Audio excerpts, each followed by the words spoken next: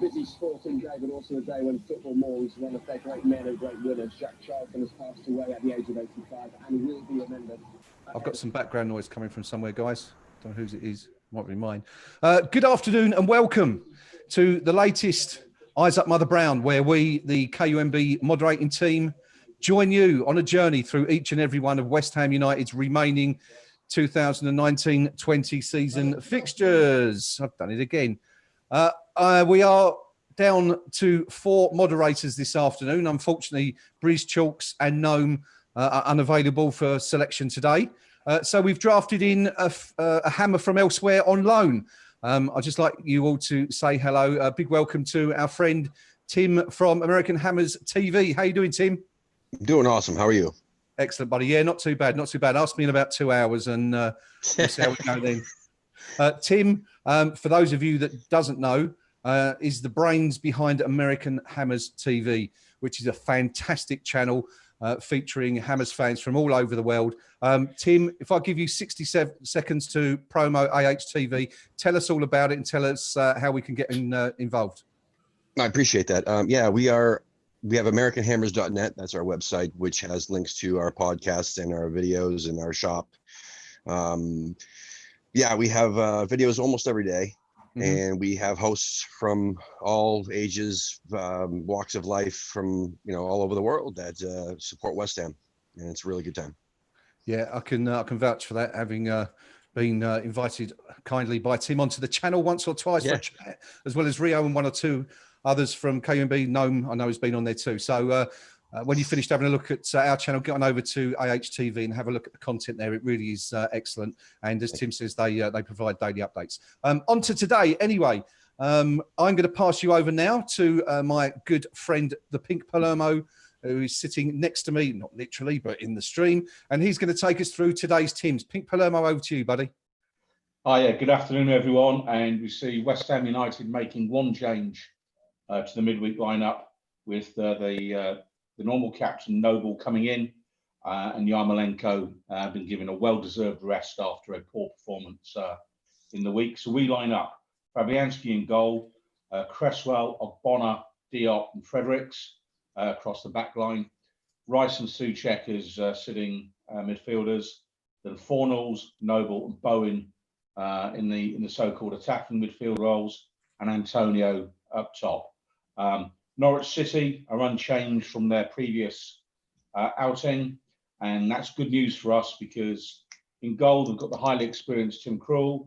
Across the back they've got Lewis, Klose, Godfrey and Aarons, Teti and Vranic sitting, Hernandez, Stiepermann and Bayundier across the attacking midfield, and Pukki up top. And he probably prefers Pucky, I would think, something like that. But for us, that means there's no Todd Cantwell as their main playmaker today. I'm sure we'll see him in the second half. But you have to say on paper, West Ham should be favourites for this, but you never know. You really never know. Smashing. Thank you, Pinky, for doing that. Beautifully done as well, if I may say so. Gentlemen, let's quickly, before we kick off, I just want to quickly go around the panel and just get your thoughts on this. Tim, I'm going to start with you, buddy, because we haven't got a prediction for our guest account. What we've been doing on our Moderators podcast in recent weeks is to get a prediction from all our guests, adding up the totals to provide a guest total. Just stop you. Doing the minute's silence for Jack Charlton, please. Yep, absolutely.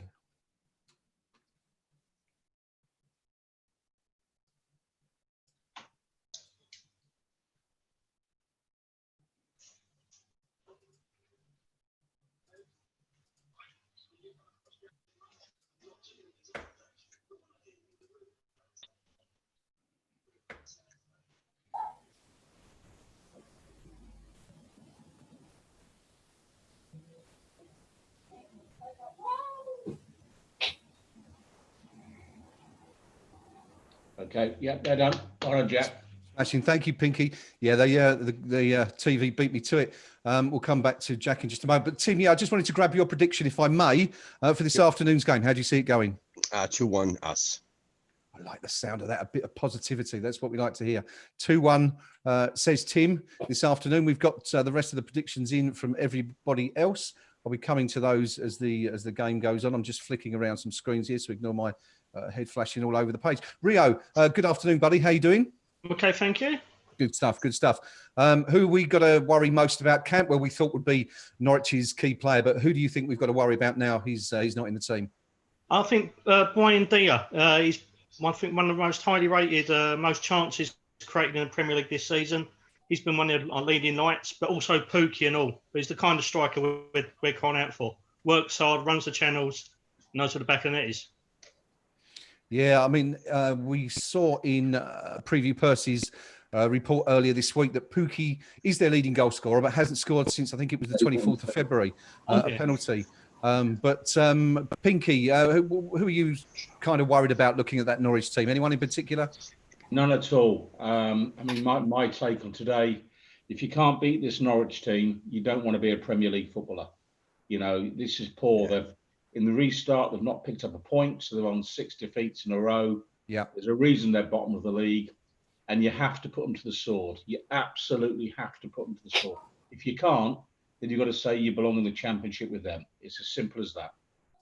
I should mention, of course, the game is underway. DL, I'll come to you quickly. Who do you look at in that Norwich team, and anyone there that worries you? No, not really. I'm more worried about us than them. I think we're going to be, if we lose this, it'll be down to us rather than Norwich's talent. Yeah, it sounds about right. Tim, anyone that unduly concerns you in that Norwich side, or again, like the guys here, are you more worried about the way West Ham are going to play? Yeah, I'm worried about what Noble's going to do, or what he's not going to do in the midfield. So, especially taking the captain's armband back again, I thought Rice did just fine. So it'll be interesting to see what kind of role he plays today.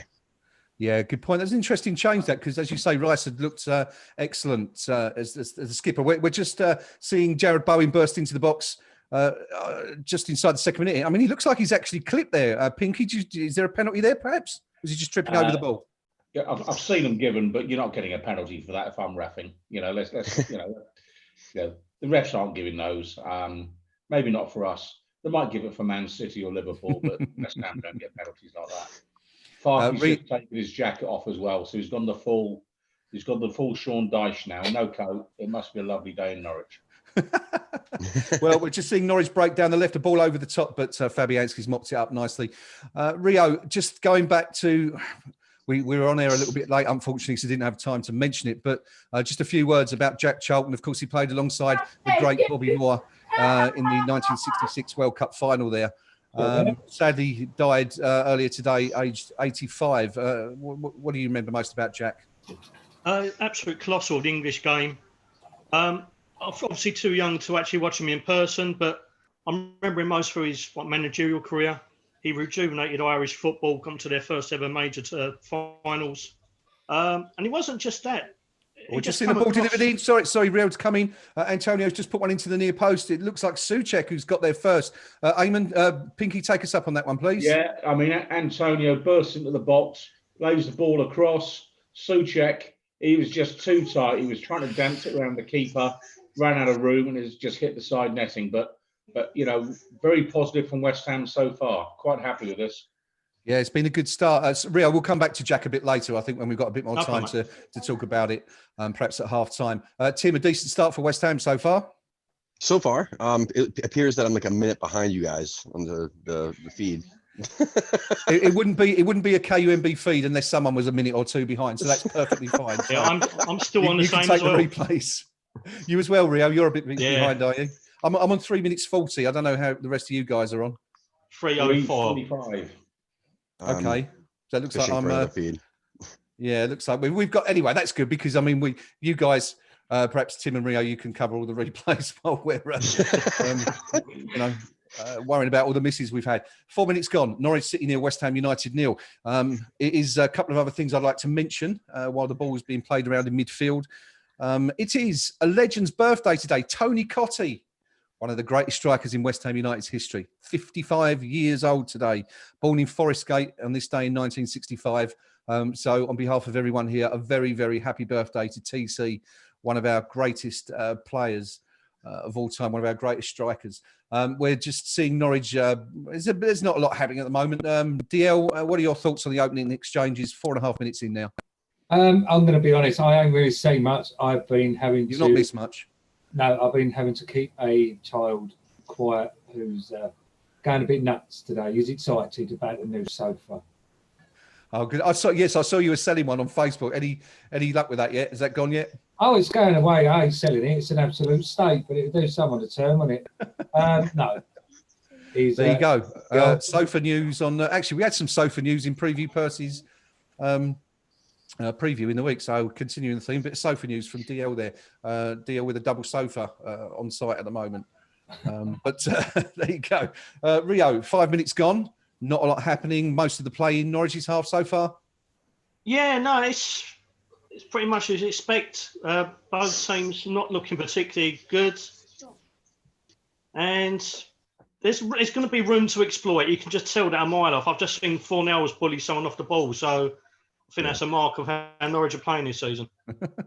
we just saw a shot of Norwich City's manager there, who, as someone pointed out earlier in the season, looks like an angry Stephen Hendry. That might not mean much to you, Tim, but Stephen Hendry's a snooker player. I don't know if you follow snooker at all, but no. Definite similarity there. Have a look at the picture of Stephen Hendry. You'll see what we mean. He was a very famous snooker player in the 90s and the 2000s, but there's definitely similarities there. David Moyes, hands on hips at the moment, Rio, looking reasonably comfortable, issuing orders from the sidelines there. I'd say he looks more like an angry young John Pertwee, David Moyes. But, one for the Doctor Who Tim, you fans need that explained. What was the other thing he did where he was the Scarecrow? What was that called? Wurzel Gummidge, yeah. Wurzel Gummidge, that's it. There you go. Some fantastic. Look, 6 minutes in, and look at all these cultural references we're throwing around. Stephen Hendry, Wurzel Gummidge, Doctor Who, amazing stuff so far. West Ham with possession. We're seeing Fornells battling out in midfield, losing out there. 6.5 minutes gone. I'd just say about 90% of the game, Pinky's been played in the middle third, hasn't it, so far? No, I'd say we're slightly in the ascendancy than that, but we should be. I mean, let's not forget what we're looking at here with Norwich City. This is a championship team. You know, they didn't invest exactly huge sums when they came up. They've gone down what I would call the Burnley route, but they'll almost from day one. They've been prepared to accept a relegation this year, take the parachute money. Oh, Souček sticks it wide. You know, the lovely pullback and a shot from the outside of the box there. But, you know, this is the team you've got to be beating and beating comfortably. I mean, I think 13 times this season they've conceded 2 goals. 4 times they've conceded 4 goals. Yeah, they leak goals and they can't score. You know, and it's championship material. And if West Ham United cannot capitalise on that, then you have to say it's a lack of desire. You know, there's no other reason. We've just seen, as Pinky rightfully pointed out, we've just seen a chance coming in. Oh, it's unfortunate. Noble rightly with his head in his hands there, Tim. A real opportunity to put. I don't know if you've seen that yet. Actually, you might just be. I'm at 6:55 at the moment, but Noble's just fluffed a delivery into the centre there. But I was just going to point out 2 chances so far, both created by Michail Antonio. Tim, both for Souček. Is that something that we're hoping is going to prove profitable for West Ham this afternoon? Do you see that as as the 2 most likely to do something? Yeah, I agree. Souček especially, but Antonio will get in there. He'll bully his way in, and I'm not confident with his technical ability to be able to make those passes on a regular basis. But I mean, Souček 100%. Yeah, he's been flying, hasn't he, in the last few weeks since the season resumed. He's definitely been our key man. We are nearly 9 minutes into the game. It's Norwich 0, West Ham United 0. Norwich, I think Fabianski's touched the ball once so far, Dio, hasn't he? I'm being really seriously distracted here by a small child in his pants. Dio, we'll let you sort out your domestic issues there, and we'll come back to you in a few seconds. Not a Jimmy Savile sort of way, Dio. I mean, this is a family show and all that. You know, come on.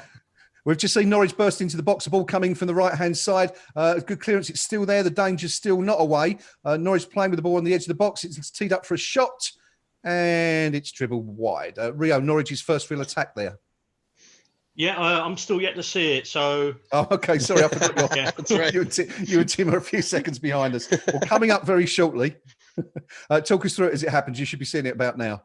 Yeah. Well, just Norwich building pace in the centre here. Yeah. Yeah, they're working their way into our half a little bit too easier. And Yeah, too much space. They're Yeah, nibbling, isn't they? They're nibbling at us. they're showing a bit of intent here, but they need to win this game. Yeah.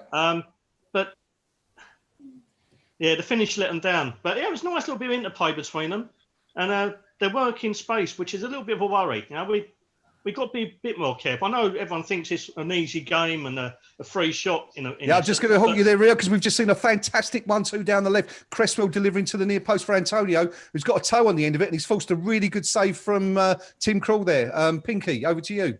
Yeah, absolutely. I mean, once again, everything coming down the left-hand side for West Ham United, as it did midweek. Yeah. And, you know, Aaron Cresswell, positive contribution. Antonio, I mean, on any other day that would have gone in. But, you know, let's hope it's not going to turn into one of those days where we pepper their goal with attempts and nothing quite falls. You know, but as Rio's pointed out, if Norwich don't win today, I think they're done, is it? Yes, they are on 21 points, 4 games remaining. So, yeah, if they don't take maximum points today, they are relegated. And we had this discussion. We're just seeing the West Ham corner coming. Oh, for the right. And it's in! Pinky, over to you. Yeah, corner came in, flicked on, I think, and then just a volley from Antonio. Absolutely buried it. I mean, you know, if that was in a cemetery, he's 30 foot underground by now. Absolute sunken shot. Well done, son. In it goes. Jared Bowen, it was the second corner in succession for West Ham. Jared Bowen delivered it to the I'm not actually sure. I think is it Ogbonna perhaps or Diop? I might be Diop who's got the flick on. No, it's Ogbonna. It's Ogbona's got. Okay. I think so. Got the flick on at the near post. Rio, have you seen it yet? Are you up with us? It's just coming up now. Okay, Tim, how about you? It's just starting the corner right now. All right, have a look now, Tim. Tell us what you think as it comes over. Yeah, I guess I'm really behind. You might be on the other side, the other corner. Well, the cross has come in from Bowen. It's nodded on. It looks like Ogbonna's just got a flick on to the back post. Antonio stuck a toe out again, and it's in the back of the net. West Ham lead. 12 minutes gone. It's an absolutely brilliant start, Rio, for West Ham. Just what we were looking for.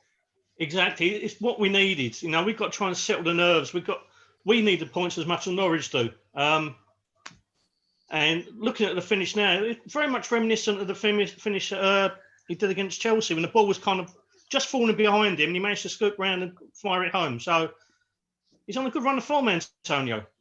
By the time they're on the bus on the way home, he will be describing that as he's buried it from 20 yards. It's about 3 yards out, but no one will care about that. You know, Who's going to say by the time they're on the bus on the way home, the AHTV chat will see the goal?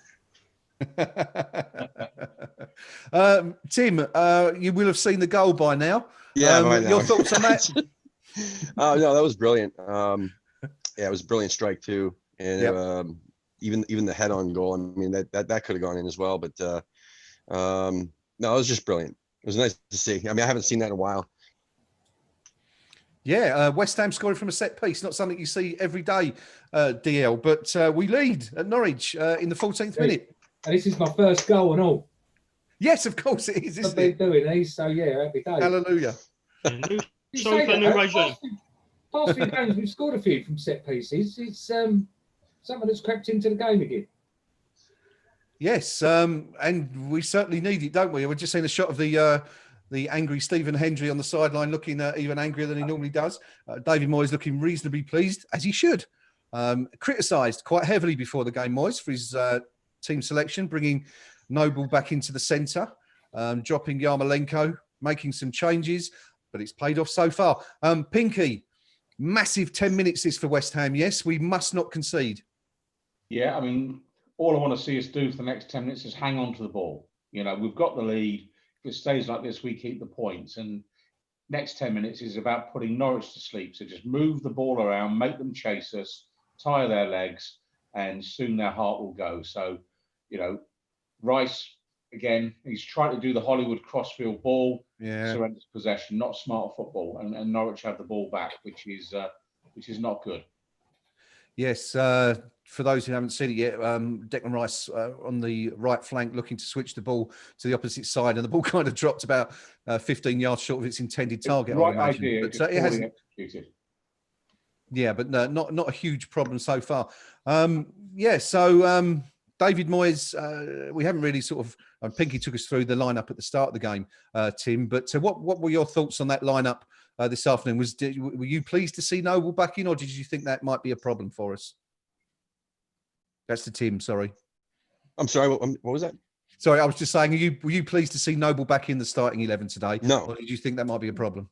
I thought it might be a problem. That's what I was saying before the match. That's what we had to watch out for today, like to see what he would actually do. I was very concerned. I think we're doing fine without him. There was, reports of him saying that all he cares about is the team winning, not so much playing. So there you go. I haven't seen much of him today, though. Even to be honest with you, I'm still trying to focus on what he's doing, see what he's contributing, because I really don't. I see everybody else contributing. I'm still waiting for something from Noble. We have West Ham. Thank you, Tim. We have a throw in deep into Norwich's territory. It's hurled long into the box, but half cleared out. It's falling to Noble on the edge of the box, who's just conceded possession. So there you go. You can have a look at that one in a few seconds, Tim. It is West Ham United, Norwich City 0, West Ham United 1. 16 minutes gone. We have that priceless lead. DL, would a second goal before half time effectively kill off Norwich, do we think? How important will that goal be? The next one? Yeah, we need a second because we seem to, since the goal, we seem to be just losing possession all the time now. Get a second, then play with a bit of freedom. If we get a second, I can see us topping them, giving them a good old stuffing, bit of mustard and all. So with any luck, we'll get this second goal and just go, as they say, go and express ourselves. Use some more of the subs up in the second half. Gives people a run out. You know what I mean? This is right for Haller to get his confidence, get a goal against them. Is that Brazilian man back yet? Is he on the bench? I should know that, shouldn't I? Considering I'm anchoring this show, but I haven't even looked at the team sheet since I posted it. So you've caught me out there. Does anyone well, to be honest, I should be organised and I would have looked, shouldn't I? But no. Thoroughly professional outfit that we're presenting this afternoon doesn't even know who's on the bench. Let's have a look. Well, if he is, then bring him on later. If he ain't, he can make the team. One thing I can tell you is that West Ham have got 9 substitutes today, and that's about as far as it goes. I'm just trying to see now, and I can't find my anyway. Yeti, we'll have a look at Johnson, the bench. Wilshire. I know Yeti, Johnson, Wilshire for sure. Would you want the bench? Huh? Would you want the bench? Yes, go on, please, Pinky. Yeah, if you got the rest, On thanks, the bench Tim. today, we have Balbuena, Johnson, Yarmolenko, Lanzini, Wilshire, Haller, Masuaka, and a Jetty. Randolph is the keeper, but that's just a waste of space anyway. But you look at that lot and you go, he's tried Lanzini, left him out. He's tried Yarmolenko, left him out. Balbuena, he clearly doesn't trust. A Jetty, he clearly doesn't trust. You go through it and you say the one player who he's scarcely looked at in that lot since the restart is Dirty Jack.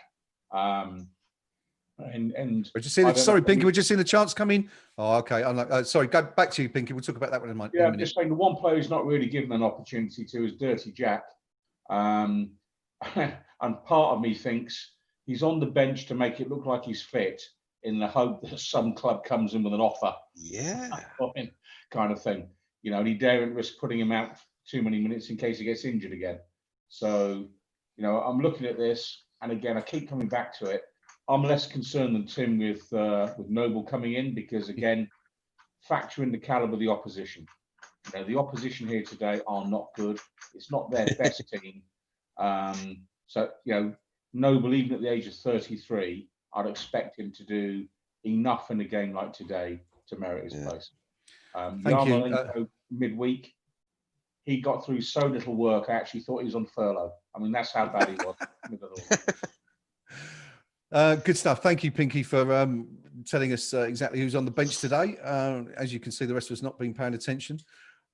So we might all be on furlough by this time next week. But it is still West Ham leading. It's the 20th minute. West Ham 1-up. We've just missed. We just saw a chance while Pinky was running through the subs bench there. We just saw another chance for Antonio. I didn't see who the cross came in from, but Antonio hooked one over the bar. It's West Ham's 4th or 5th effort on goal already, which is quite promising. Of course, we've also scored, which is just as promising. We saw Norwich with a brief opportunity. Fabianski came out quickly to smother that one. And so Fab looking very alert when he's only been called upon twice, I think, so far, but looking good so far. Rio, it's all going rather too well, isn't it, at the moment? Yeah, it's slightly unnerving. A couple of things I noticed as well. Noble seems to be playing a far more advanced position than usual. Yeah. When we've tried press Norwich as they approach from the back, Noble's been the furthest one forward on 2 or 3 occasions. Yeah. So he's obviously relying on Souček and Rice to sit a lot deeper than have been. I think Rice won't even feature in the opposing half very much today, I don't think. But yeah, no, it's something to keep an eye on. Yeah, thanks, Rio. Interesting observation. Well spotted there. Noble playing a little bit more advanced than he perhaps would do in normal circumstances. We've just seen Michael Antonio pulled up for offside and Sebastian Haller out on the sidelines shaking his head. Not quite sure what that was about. Perhaps he was asked about his chances of being at West Ham next year. Who knows? But we are leading 1-0. It's a fantastic start. Michael Antonio again scoring. Here's an interesting fact for you. I'm sure you guys will know this, but for those of you who aren't aware, we're just seeing the ball played through the middle. Antonio's gone through. He's laid the ball back to Bowen. Oh, it's a great block from Norwich's number 4. Pinky, do you want to take us up on that one quickly? Sorry, going to you just as you're taking a sip from your glass there. Fantastic. Yeah, absolutely. I mean, again, ball basically played over the top. Antonio picks it up, tries a clever back heel to set up Bowen, but a terrific bit of defending from the Norwich lad, the number 4, who got the block in. But you can see why Norwich City leaked goals on what we've seen so far today. In terms of the way we're shaping up, it's a 4-2-3-1 when we don't have the ball, but Souček advances to make it a 4-1-4-1, essentially, when we have the ball. So Noble very much playing further upfield and being supported by Souček, who's got the legs to get up and down the middle of the park. So Rice won't go beyond the halfway line today, that's for sure. Yeah, good stuff, good stuff. Yeah, Norwich now currently building on the edge of West Ham's penalty box. The ball's played out wide on the left. We're going to see a cross coming here. It's hooked into the middle. It's a free header for Timu Pukki from about 9 yards. Fortunately for us, he's put it quite wide. The number 4 making that challenge at the other end moments earlier for Norwich was Ben Godfrey on Jarrod Bowen. A really, really good block. So end-to-end stuff at the moment, Tim. Both teams, looking to create stuff at the moment. It's quite an open game, isn't it? Yeah, but that's only Norwich's 3rd attempt this match, and that's actually really good news for us, anyway. Yeah. By now that you'd think there would be more, but yeah, on our offensive end, I mean, we're moving the ball, we're trying, we're making attempts, and it really, like everyone's saying, Norwich is just looking that bad, not much worse, and allowing us to do that. Yeah, certainly are. We are into a drinks break, one of these newfangled things that has been introduced into the Premier League for these poor players who can't go through 45 minutes without taking on some liquid. We're just seeing a replay. It's a definite flick. Yeah, I think DL coming to you for this one. It looks like we're just seeing a replay of the goal. It's a definite flick on from. I think it's actually. I think it's Diop. Sorry, not Ogbonna. Onto Antonio, but a really well worked West Ham goal there to give us the lead. It was, yeah. When Antonio hit it nicely, you're not going to stop that in a million years. If the keeper was behind it, he would have gone with the ball, I think. So yeah, nice move, and yeah, it's made us comfortable. Yeah, get that second, and we can breathe easy, I think. Yeah, definitely. That second goal is going to prove crucial in this match. Hopefully, it'll be ours. Hopefully. we won't be staying at 1-0 till the last few minutes. And I think we're going to go need through the to ringer. win the game, because I can see them scoring. We're not going to get a clean sheet. Yeah, that's. I mean, we were looking at the stats, weren't we, last week in the Mod Pod? The last time West Ham kept a clean sheet was in January against Gillingham. So you know, we certainly can't rely on holding a 1-0 lead. Pinky, go on. I'm saying that's a better record than Amber Heard. Yes, for those of you who don't know what Pinky's talking about, go and have a look at social media. It's all over there. Rio, do we need a second goal, Rio, or can we? You know, is one going to be enough? No, can we keep a clean sheet? Is what I'm asking you. We got no open now. We're keeping a clean sheet. Let's put it that way. I mean, just in that Pookie chance, he had 3 header.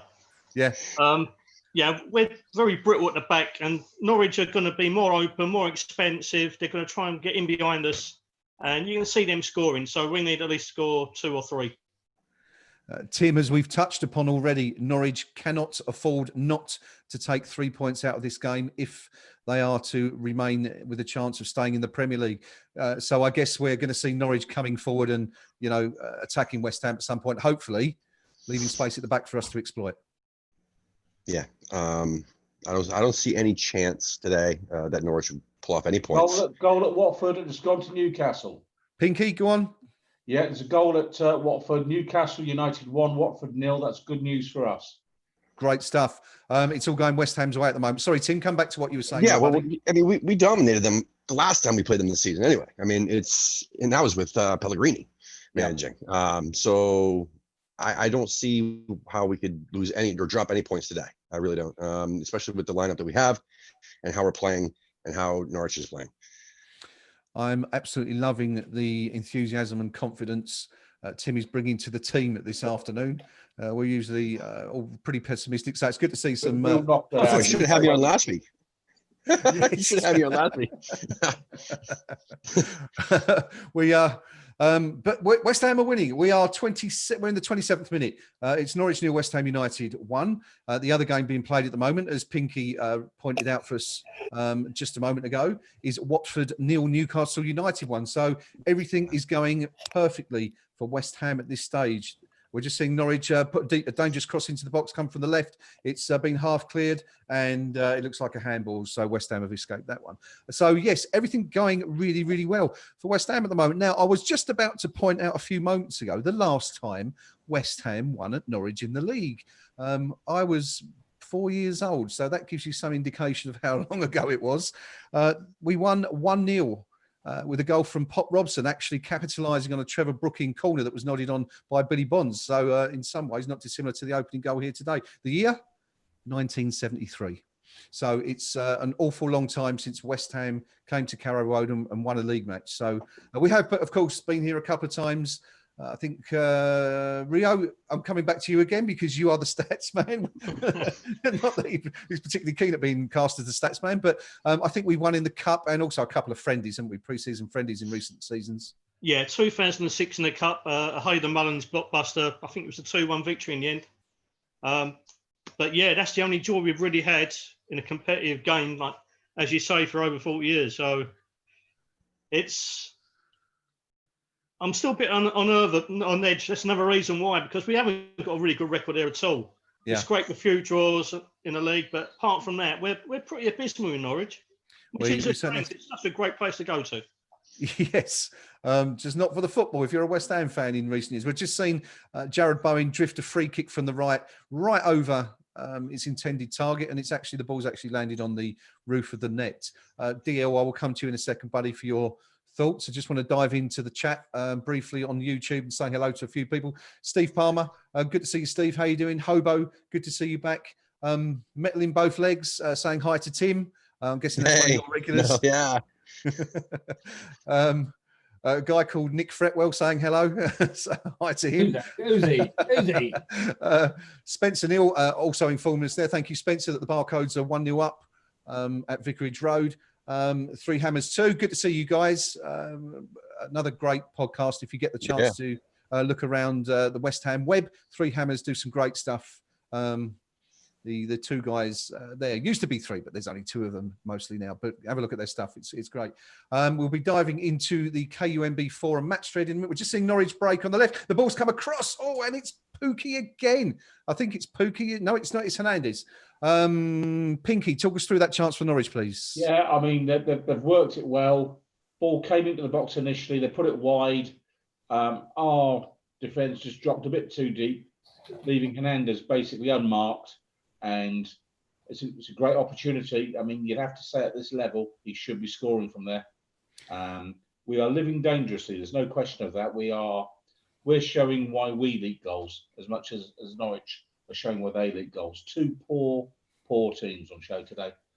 Yeah, really good point that from Pinky. And we can see why. I think if we looked at there is a table that was produced by premstats.com earlier in the week that showed the table. If you're only taking matches following the Premier League restart into account, West Ham were 15th with 4 points, Norwich bottom with no points at all. They've lost all 5 league games and a cup game since the resumption of activities last month. So as Pinky rightly says, they're two teams very much struggling at the moment. West Ham struggling slightly less here right now. We're 1-0 up at Norwich. We're a third of the way through the game.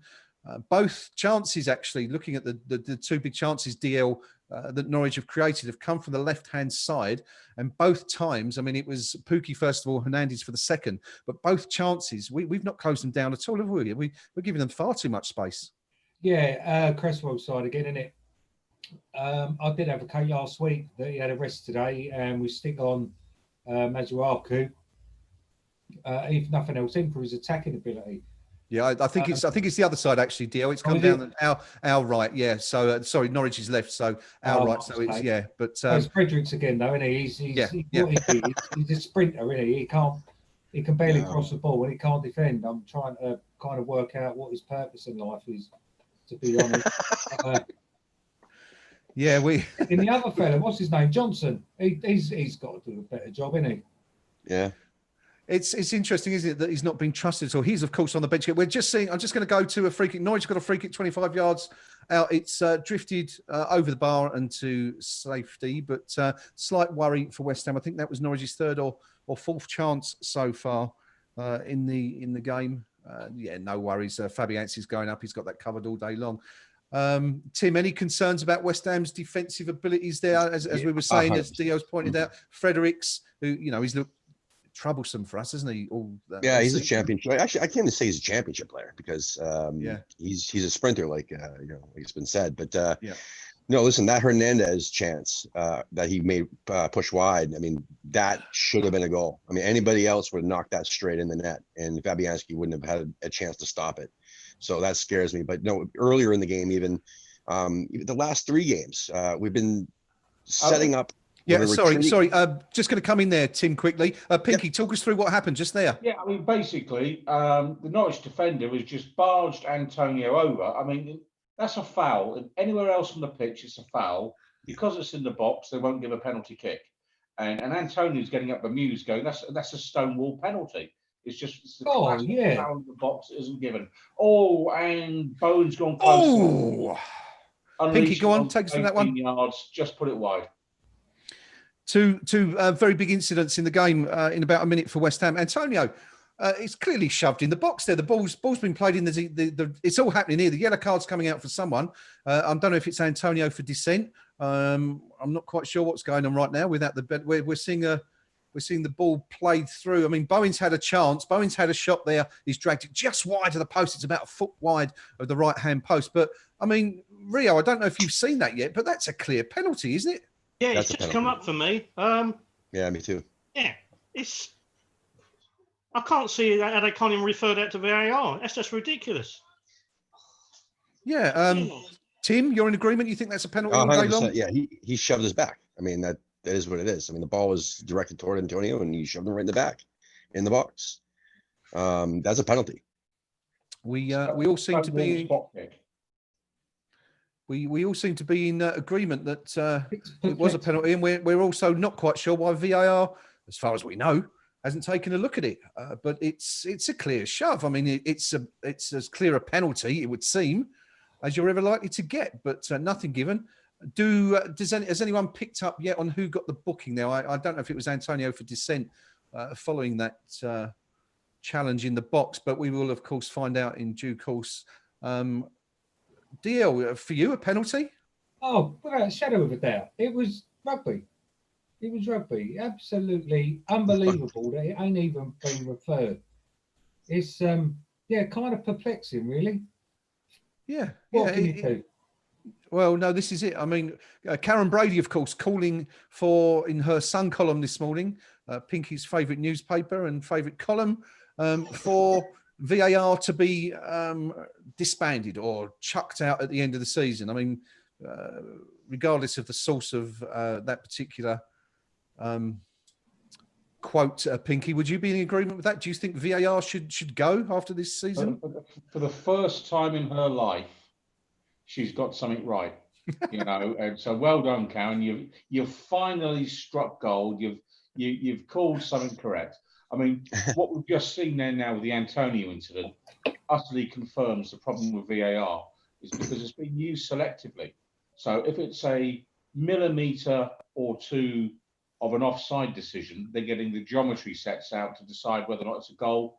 You know, whereas a blatant penalty like that, which has to be given, they just ignore it completely. And you know, my personal bugbear, every single corner kick that we ever see in the Premier League, there are a dozen fouls being committed in the box, none of which are ever given as either a free kick or a penalty.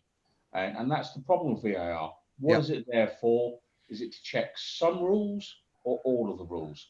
And for my money, it's distorting the results of games. And I'll get rid of the damn thing. Good No, stuff. it's also a problem with the referees, though, too. I mean, that we keep saying, like, you know, these VAR, you know, this should be checked, that should be checked. Why didn't that get checked? But I mean, the call should be made right to begin with. And we're saying that a lot, actually. You know, there's a lot of issues that what referee would not have seen that? I mean, he was watching that, right? Yeah, it seemed pretty blatant, didn't it? I mean, he wasn't a million miles away. It's a strange one. Just sorry, Tim, I'm going to come back to the game quickly. 2 incidents within the last minute or so that we should both should comment on. Excuse me, Pookie going down on the edge of the box for Norwich. It looked like he tripped over his own feet to me. And then Jared Bowen getting free again on the right-hand side, but dragging his shot wide of the goal. We've just seen Pablo Fornals hauled down on the other side of the box, on the left-hand side. And West Ham have a free kick in a very, very dangerous position. Rio, coming to you for your thoughts on what you've seen in the last 60 to 90 seconds there. Yeah, I think Pookie's made an absolute meal out of that, which is pretty much unlike him. But luckily, the referee wasn't fooled by it. Bowen is getting a lot of space down there, and we just need to make one of these chances really count. We've not put a decent ball in. That's the problem, you know. He's got a lot of space. He's getting a lot of room, but he's not made a really telling cross yet. Okay, great stuff. Thank you. We have a free kick. Pinky, do you want to take us through it? Yeah, it's Noble stood over the ball. He's gonna chuck in an in-swinger. They're all pretending to jockey for position at the minute and what have you. Let's see what happens. In it comes, too deep. I mean, it was the ball. It was a yard and a half too deep, and Souček just knocks it behind for a goal kick. You know, it's poorly executed. That was poor. Yeah, a real opportunity squandered there from Noble. Perhaps a little bit of rustiness creeping into his game there. They've just shown Noble, and he's holding his head in his hands. Again. As well you should, young man. That was a shocker.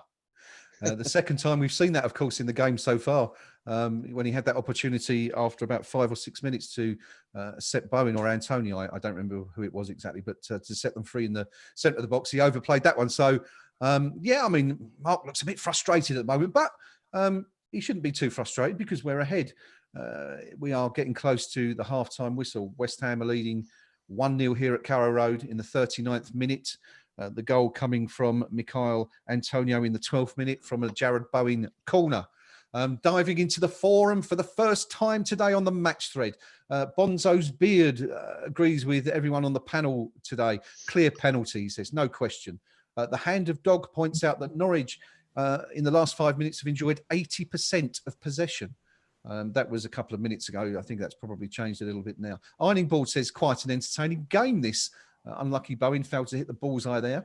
And the Hand of Dog, once again, posting a lot on the match thread today, says, I'm really liking, we're just switching back to the game because we've seen another cross coming from the left, but this time it's cleared out by West Ham to safety. Hand of Dog says, really liking Antonio's hold-up and link-up play so far in this game.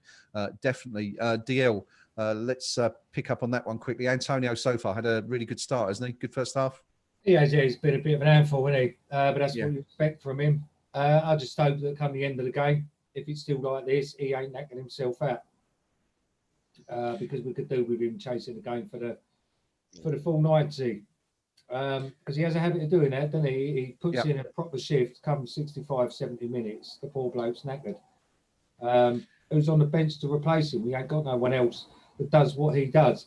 No. Maybe Yarmolenko, but he reminds me of Barami, who in turn reminds me of a Labrador with a ball.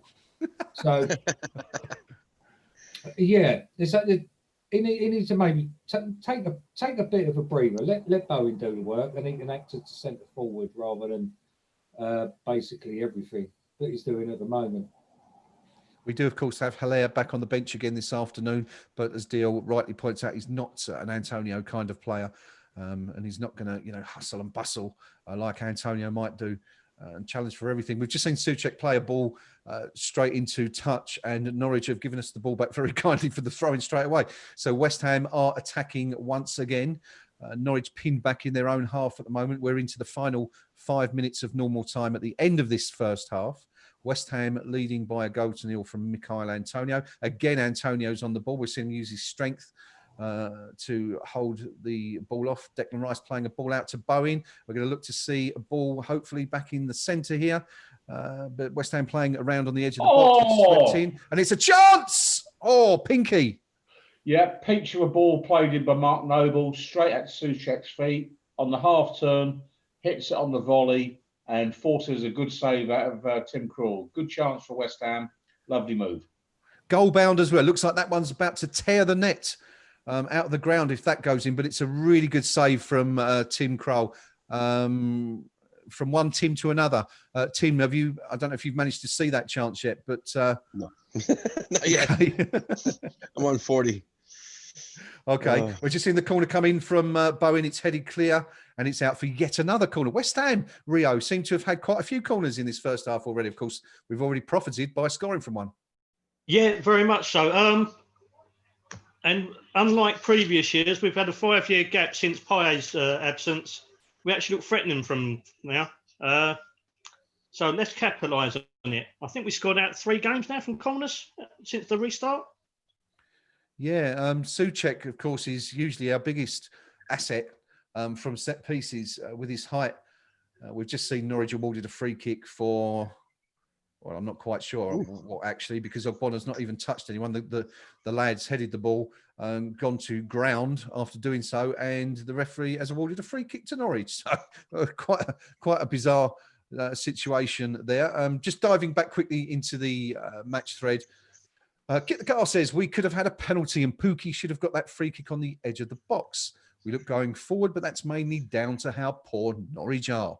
Iron says, an absolute car crash pass leaving us exposed by Fredericks a few minutes ago. He's a championship right back, tying in with what Tim was saying a few minutes ago. Butler says, I think Noble's having a good game so far. That's in reply to a comment by Millhammer, who said Noble needs to come off. So, as usual, Noble splitting views on the forum, as he's been doing for many, many years. We're just seeing West Ham break down the left. Bowen, unfortunately, running into a Norwich player and losing possession.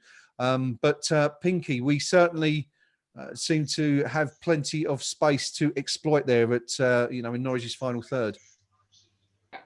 Absolutely. I mean, but again, without over-egging it, they're not very good. I mean, it's as simple as that. And, that's why they're bottom.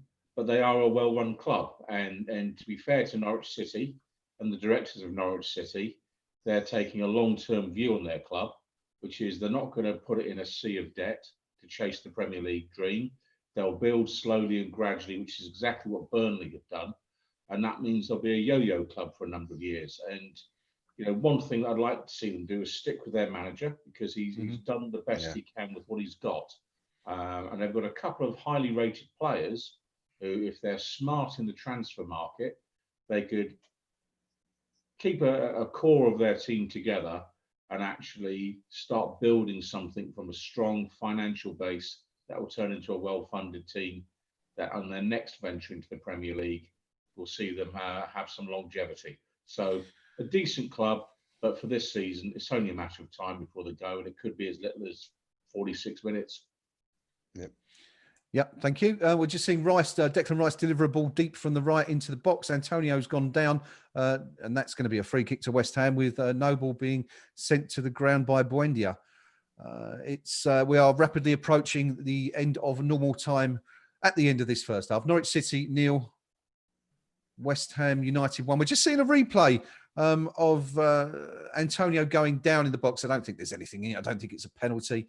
The Norwich player indicating it was a dive, and it looks like our referee agrees with him because nothing's given. But West Ham have a free kick.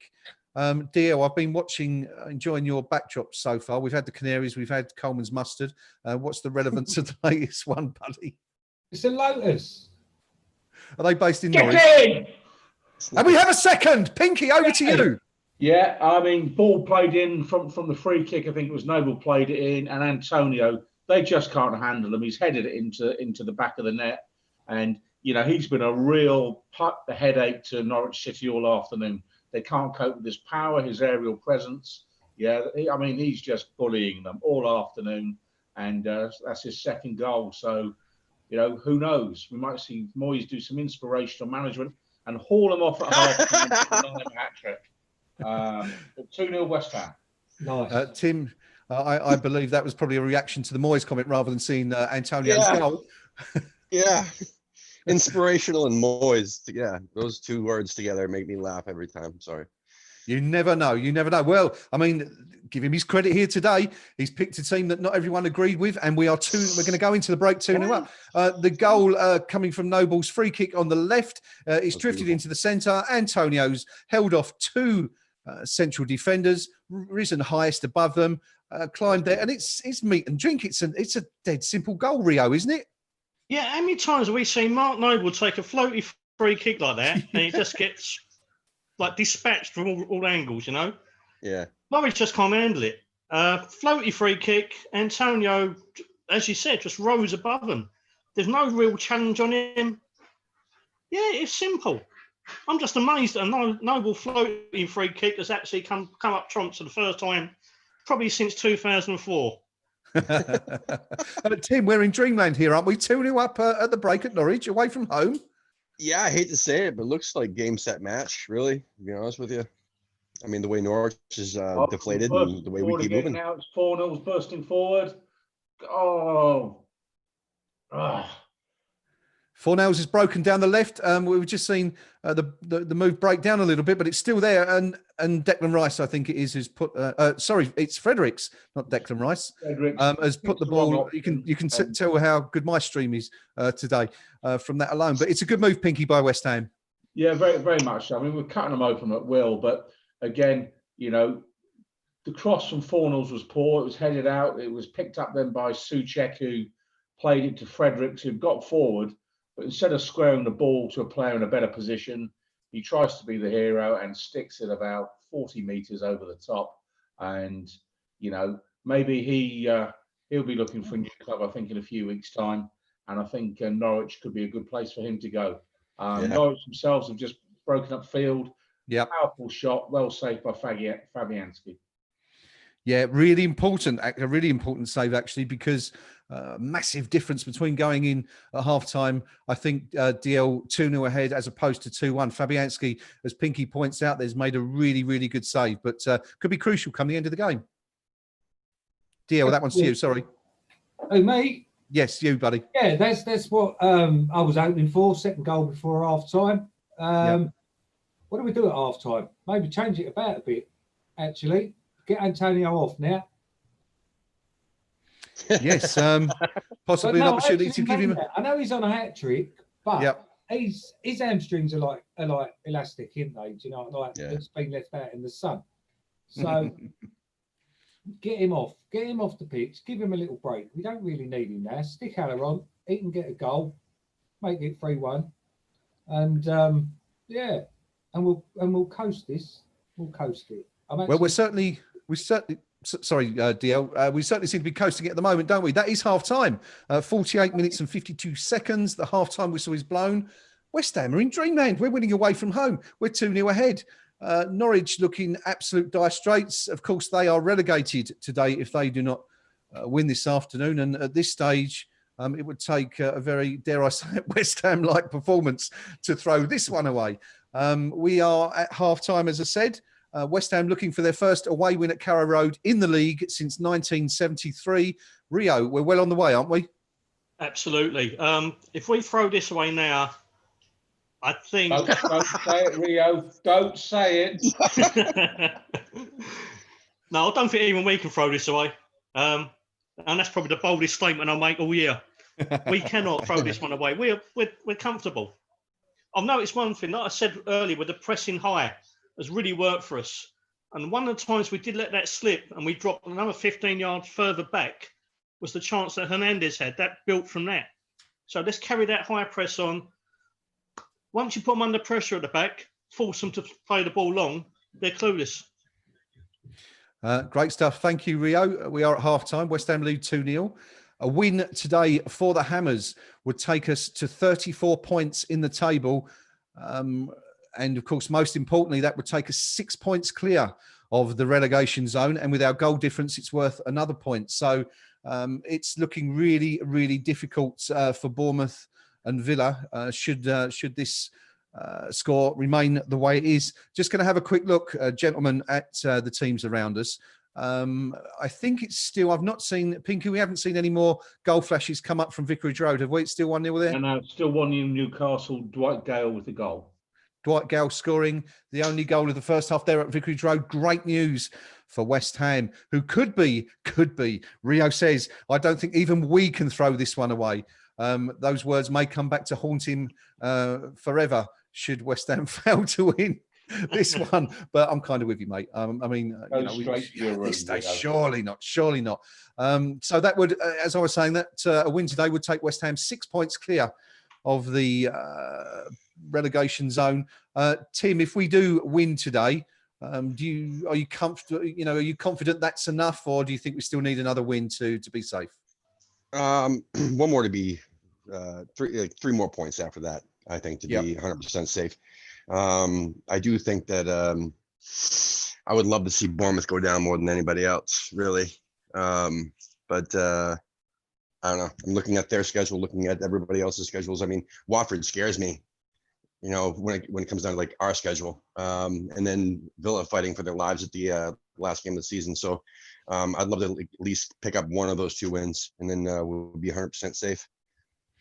Yeah, it's we're just going to have a quick look now at the remaining fixtures for West Ham and our relegation rivals, starting with Villa. They face Palace later on this weekend. And, of course, Palace not particularly in form at the moment. They've only picked up 3 points since the Premier League resumed. So a real possibility that Villa could get points on the table there this afternoon. After that, Villa go to Everton. They host Arsenal. And, of course, on the final day, as we all know, they come to Stratford for what we're hoping isn't the winner-takes-all match that it had been suggested to be a few weeks ago. Bournemouth, not Tim's favourite team, as we have learned just then, begin against Leicester this afternoon or later today. So you never know what Leicester's going to turn up there, of course. They then go to Manchester City before facing Southampton, which on the face of it is a game that you might hope to win. But of course, Southampton and Bournemouth, absolutely bitter rivals. And wouldn't the Saints just love to send the Cherries down to the Championship on that day? Bournemouth finishing their campaign at Goodison Park against Everton. Watford, of course, they're hosting Newcastle today, and it's not looking good for the Hornets so far. They're a goal down to the Mags with a goal from Dwight Gale in the first half, and that's 1-0 at the break to Newcastle. Further good news for West Ham and our fans. Of course, Watford's next game after that they come to Stratford to face the Hammers, which, as Tim says, you know, that if we could get 3 points there, that would almost certainly cement our position in the Premier League next season, if we hang on here today. Lots of ifs and buts, of course, but it is only half time. West Ham, Watford then face Man City at home and Arsenal away. So 2 really tough games for Watford right at the end of the season. West Ham, of course, Norwich, Watford, and Manchester United, a tough game, and then Villa. Looking at those games there, Pinky, remaining fixtures, are you still fairly sure that it's going to be Bournemouth and Villa that go down with Norwich? Yeah, I think so. I mean, I think, you know, Villa, for my money, they lack quality all over the park. Yeah. And, you know, they played the other night, and the pundits, Roy Keane was as generous of spirit as ever in pointing out Tyrone Mings' absolute cowardice in terms of shutting down shots coming in and things like that. So they're not fighting for their lives. They're going down without a fight. Jack Grealish will get an offer to go somewhere else. And that'll be Villa in the Championship, I think, for a while. Bournemouth, you know, it's been a nice story, all that plucky little Bournemouth on the south coast, little 12,000 seat stadium. You know, stop boring me with it. They're not a Premier League football club. They can go. So I'm quite happy to see them depart. You know, it's a nice trip and a day out. But do you know what? You know, the roads are rubbish and the parking around the ground's crap. So I'm not too upset to see them go. Excellent stuff. Rio, do you agree with Pinky? It's still looking like Villa and the Cherries that are going to follow Norwich back into the Championship. Yeah, most definitely. I don't think Villa have got what it takes up front. Bournemouth seem to have lost the will to live, to be honest. A little bit of fight the other night against Tottenham, but too little too late. And I completely agree with both Tim and Pinky. Like, the story's great. He's done a marvellous job there, but when he's had money to spend, he hasn't bought well. And behind that facade of playing reasonable, decent football on a budget, they've done half niggly. They are a really dirty side, Bournemouth. Burnley have been doing it and get castigated. Bournemouth get away with it for some reason.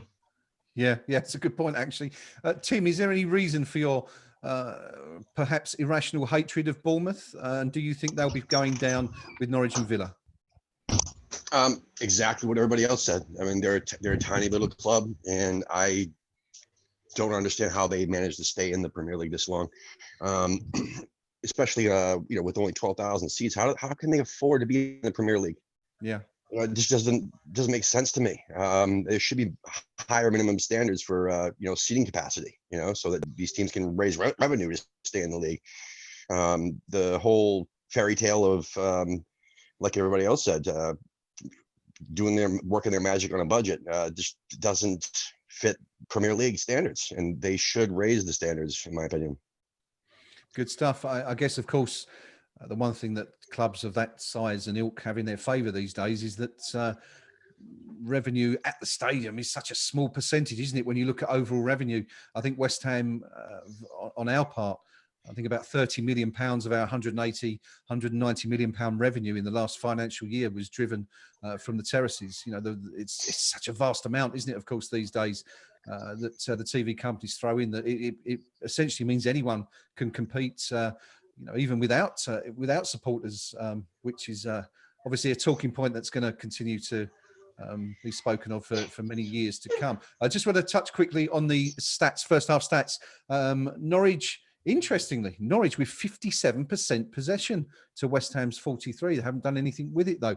Norwich 6 shots to West Ham's 12. 1 shot on target for Norwich, which was the great save that Fabianski was forced to make to his right in the final minute of added on time at the end of the first half. West Ham have produced 4 shots on target, 2 of which have ended up in the back of the net. And of course, we all firmly believe that the Hammers should have been awarded a penalty in the first half. Just going back to that, Pinky, are you surprised that VAR didn't even review that one? No, not at all, because, as I say, it's being used selectively. It's actually being used as a tool to disallow goals, you know, to you know, purely for the offside of the drama of, is it a goal, isn't it a goal? And I'm afraid the system's being abused. the refs aren't helping by their refusal to go to the touch screen, to the screens on the touchline. Yeah.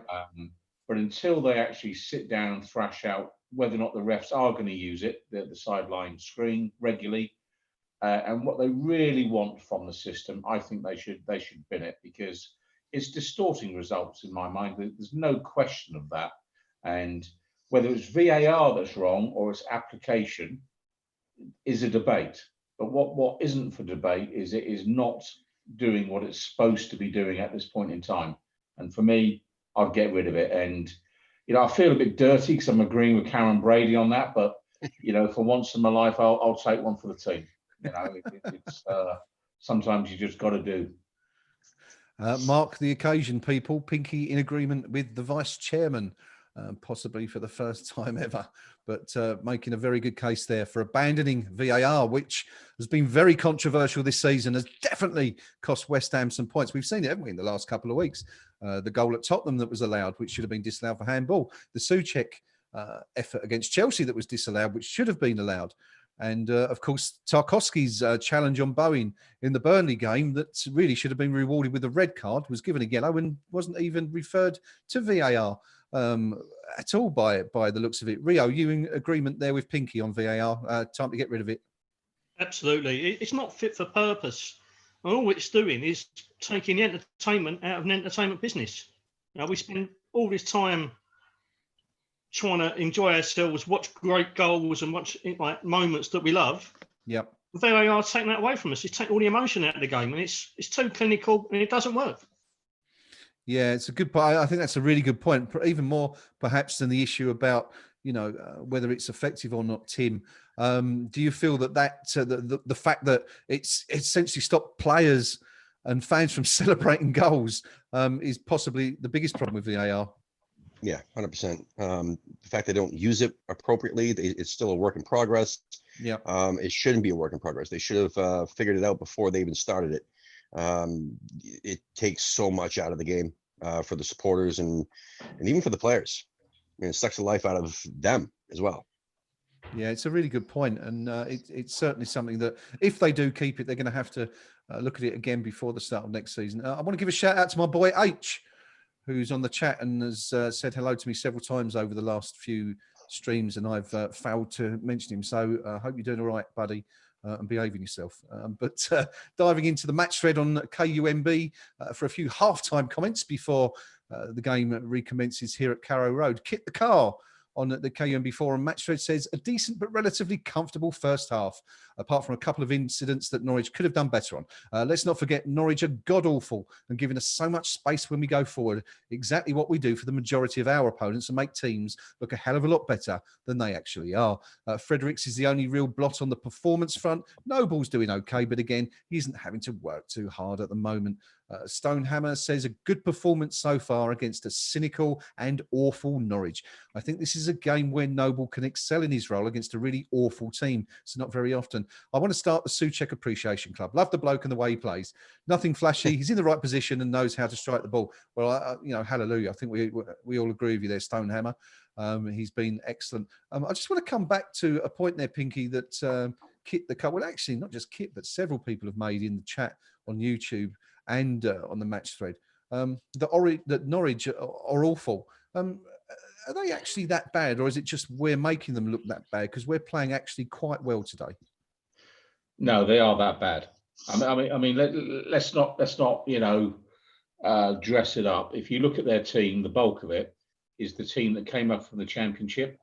It doesn't make them bad players, but it means they lack a little bit of quality, which at this level, add it all together, it makes a big difference. And there's a reason they're bottom. There's a reason that's the 14th occasion on which they've conceded 2 goals in a game. Mm-hmm. And the fact of the matter is they're getting comfortably beaten by a team 5 places up the table from them. This is not a good Norwich team, but I would stress what they're doing is working to a plan as a club, and they haven't bankrupted their club to chase the dream of 15th finish this time around.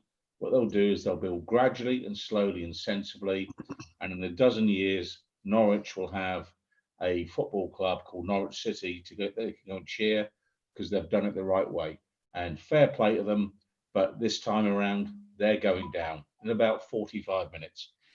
Yeah, it's not looking good for the Canaries. We are just about to start the second half.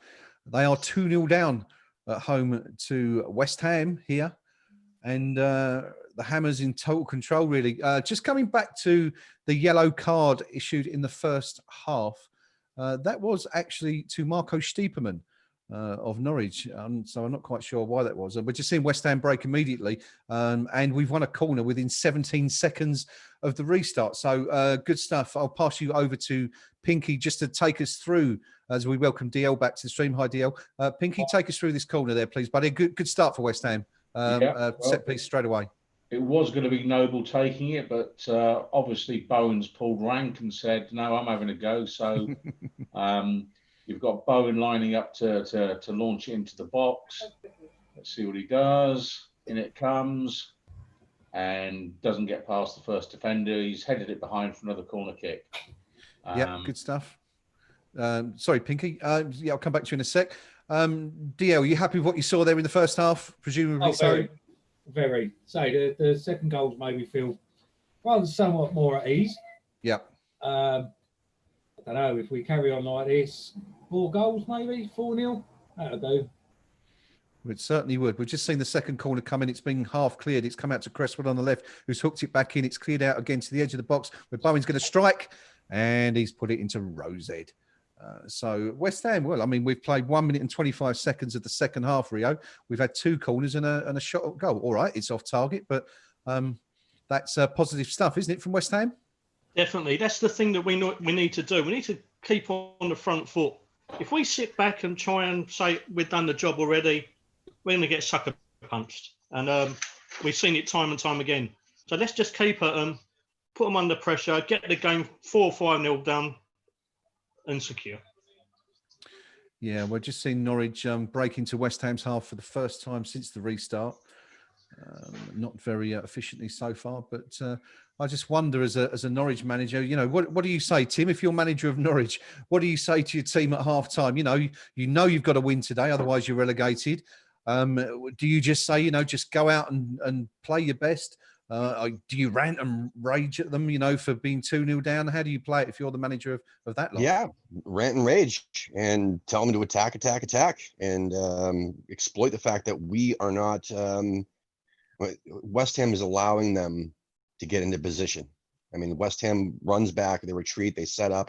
Luckily, Norwich just sucks that bad, that they can't really pull anything off. But we're giving them too much space. So I would say, attack full on. Thank you. What do you expect to see, Tim? What do you expect to see from West Ham this half, conversely?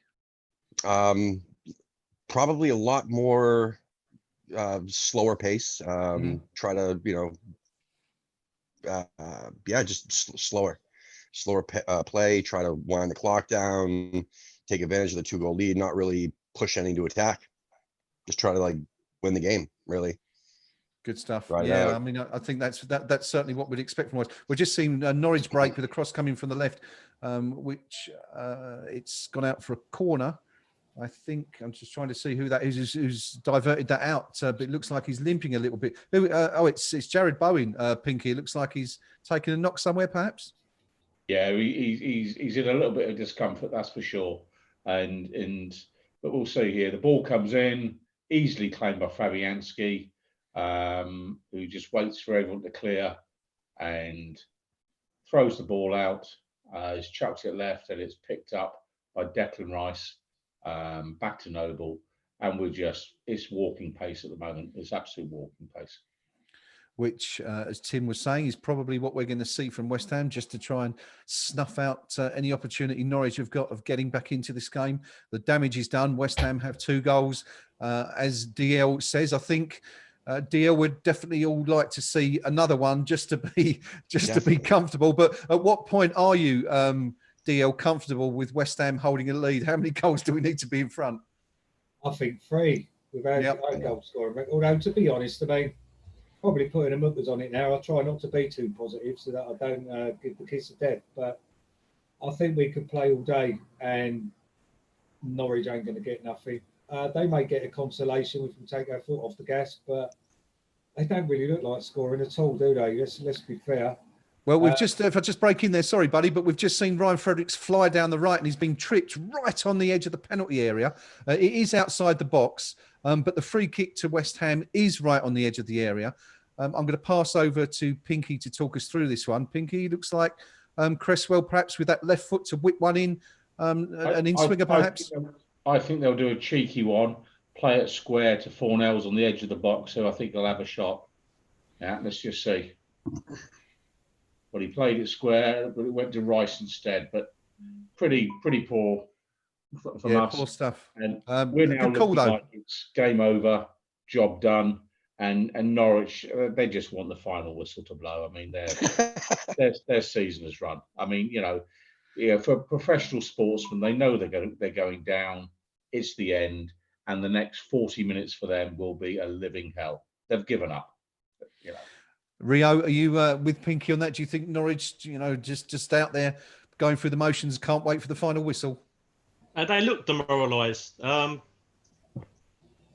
It's going to be really hard to motivate a side like that. They know that the death knell is now.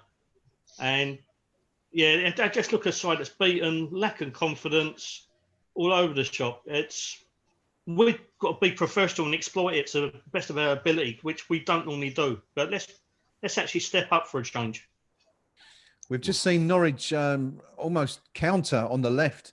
West Ham leaving ourselves surprised in the open, but to his credit, Ryan Fredericks using that athleticism that we'd spoken about, the panel had spoken about earlier in the game, to get back and avert any potential danger by playing the ball back to Lucas Fabianski. So some good work there by Fredericks on that particular I just got to say, I've been Fredericks' I've been his biggest critic, man. I mean, in the last match and even this match, he's actually done okay.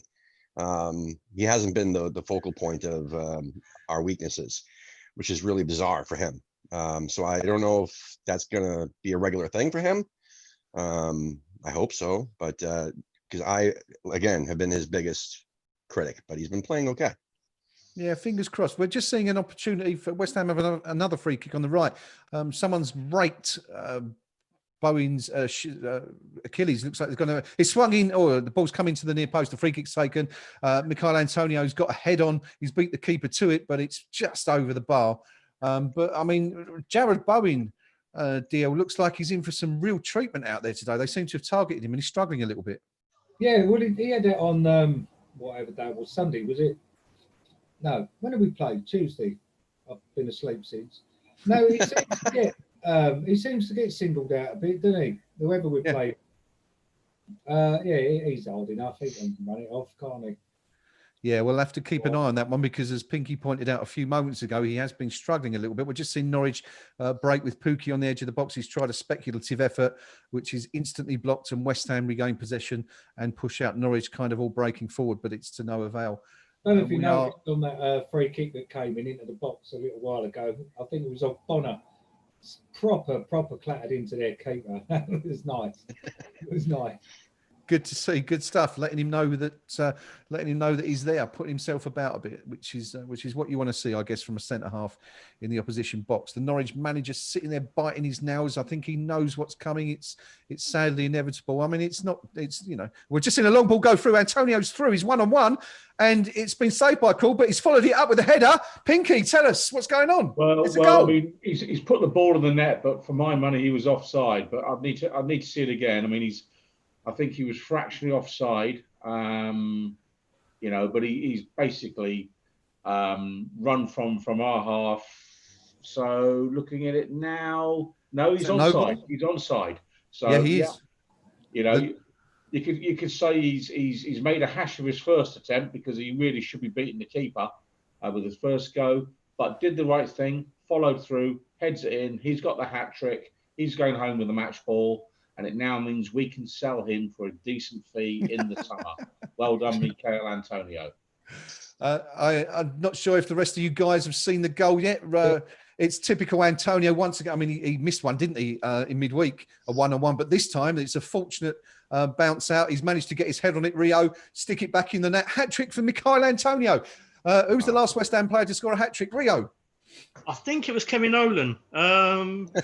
Back at the Boleyn. I'm sure it was. Andy Carroll v Newcastle. Oh, and Carroll. Great yeah. stuff, DL. It was, of course, the big man, the big man. But Rio, Arsenal. surely that's game over, isn't it? It's got to be now.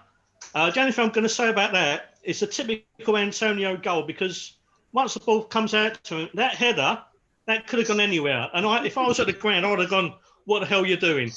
But yeah, it wasn't convincing, but it's a great goal, yeah.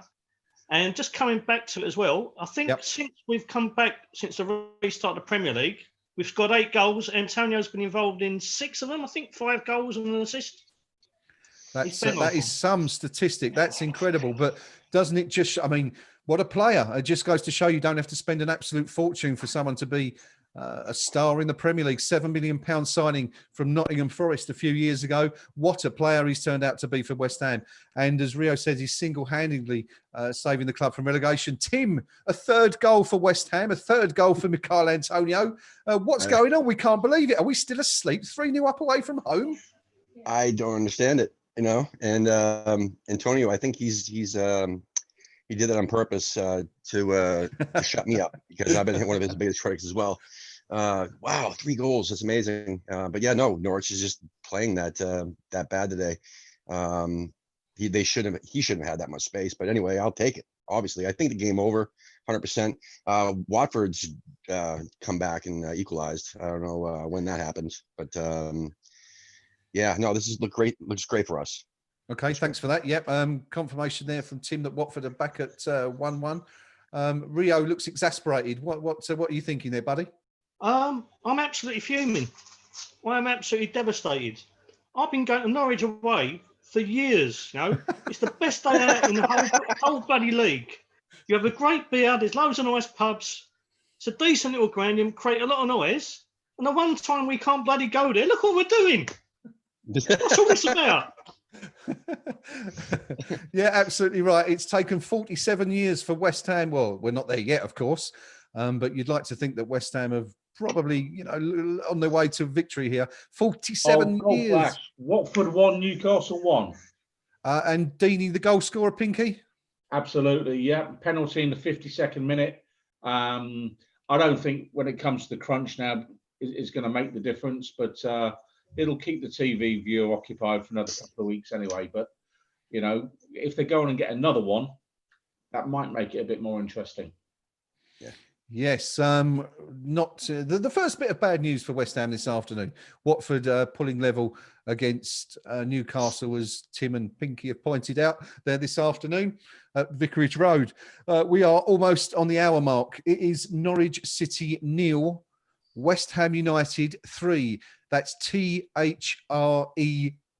West Ham United have scored 3 goals away from home, and we are keeping so far a clean sheet, which would be the club's first clean sheet since January in that FA Cup win against Gillingham.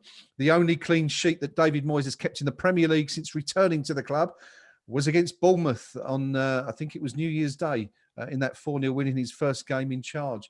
DL, I haven't come to you for a while, buddy. My apologies.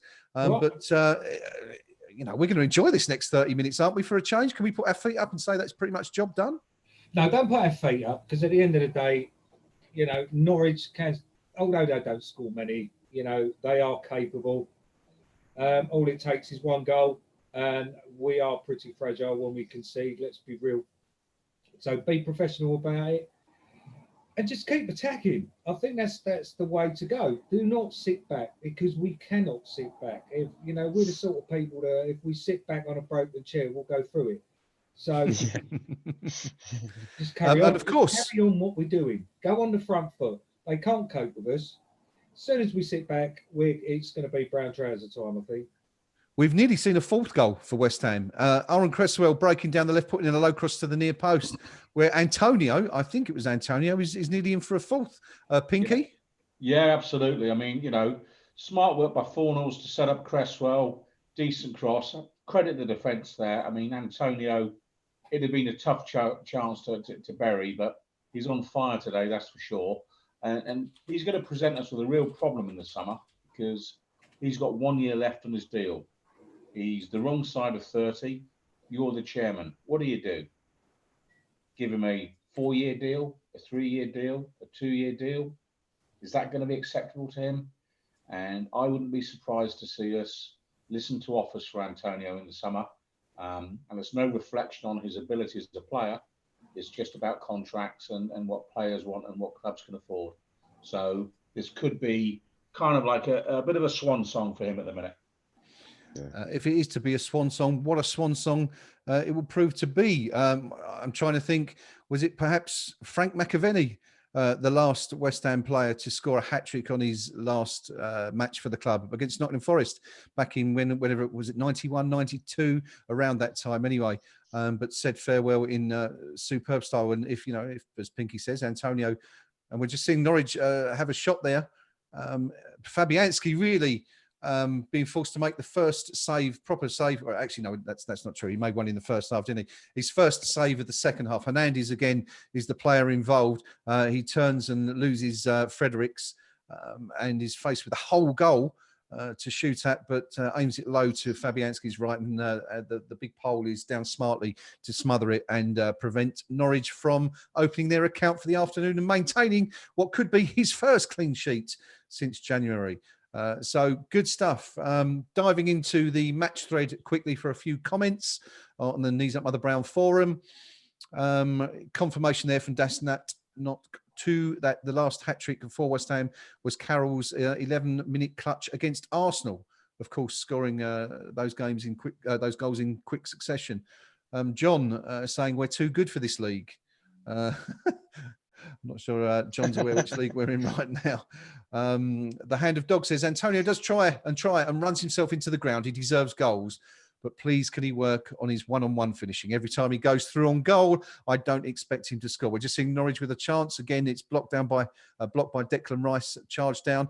The ball's played out right, and it's swung into the far post, and it's headed well wide. So another chance for Norwich. They're beginning to press a little bit more. But Tim, less than half an hour to go for West Ham. Well, for both we can't fall asleep. But less than half hour of Norwich as a Premier League team left now, by the looks of things. Definitely, and but we can't fall asleep though, and it looks like first creating all these chances in a short period of time. I mean, this goes to show that maybe the third goal is what woke them up. I don't know, and we can't allow that to happen. Yeah, absolutely spot on. We need to be professional, of course, still for the remaining 28 minutes plus whatever's added on. We're seeing West Ham again break on the right. Bowen, who seems to have shaken off his injury concerns, has played it out to the left to Noble, who's looking for an overlapper. Pinky? Sleep there, son. Had his pocket picked there, didn't he? Just a touch, wakey hand off snaky. I thought I got up late today, but Noble's still in his pajamas with that one. We should, of course, Noble, of course, has had his critics, but he was the assistant for West Ham's third goal, playing a lovely ball through to Antonio. Pinky, looks like we've got some changes coming from Norwich there. A couple of players warming up on the sideline. Yeah, their manager's got to try something because, they are 27 minutes away from the championship and it's not going to make any difference. He could bring on Pelé and, Maradona and even Billy Bonds for them at the minute, if you know what I mean. and they still aren't getting anything back. They're doomed, and this is just awful for Norwich. They're gone. If we had a gun, put them out of their misery, shoot them now. It's done. Yeah, they're looking. The faces look like they know what's coming. They've huffed and puffed throughout the season. Actually got off to a decent start, didn't they? Pookie was, of course, one of the most informed players in the Premier League back in August and September, which seems a very, very long time ago now, Rio. But that's curtains for them now, isn't it? It has to be. I know DL said that he's happy with a 3-0 lead, 3 goals up. I'm never comfortable with West Ham until that 5th goal. So I'm still a little bit on edge, but surely this should be it for now. West Ham have, of course, led 3-0 in games before. I really want to point this out, but I can remember Wimbledon many years ago. And, of course, there was West Brom was that the game, Rio, was that the game that Jermaine Defoe got sent off in, I think? Yeah, we went 3-0 up in about 12 minutes and, yeah, Defoe got sent off and that was it. Yeah, we felt the pieces. So I'm not sure if we've ever left it this late to throw away a 3-goal advantage, but you never know. Records There's are there always to a be first broken. time. There is always, indeed. There is a first for everything. We have, of course, come back from 3-0 before. We all remember that Scott Parker inspired comeback against West Brom. Again, funnily enough, at the Hawthorns not so many years ago. Oh, lovely move by West Ham there. Absolutely lovely move. But I mean, we worked the ball at the box wonderfully well. And just the final thing, Antonio thought, I think it was Bowen would go one way. Is it Bowen who was looking to feed through? No, it's Fornells. A little bit of back on his heels, but a smart bit of football by West Ham there. Yeah, really good stuff. Sorry, Pinky. Yeah, I was just going to say that the Hammers playing with, the freedom that you get when you're 3-0 up. That's the sort of thing you expect to see, isn't it, really? I'm sure we'll see a little bit more of that. A few Hollywood passes coming on in the next 20 minutes. The closer we get to the final whistle, it is Norwich City 0, West Ham United 3. And that, I've just seen why.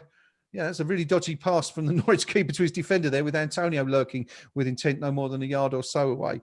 Looking back at the history of this fixture, prior to today, there have been 53 meetings between the sides. West Ham with 20 wins, Norwich with 16. Surprisingly close. You would have thought West Ham would have had a far better record, but that's not the case, with the remaining 17 matches ending in draws. So not a lot between the two sides historically, but it's all going West Ham's way this afternoon.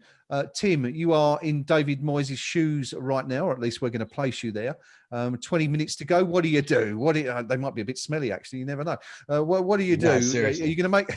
Are you going to make changes, or do you just leave it as it is?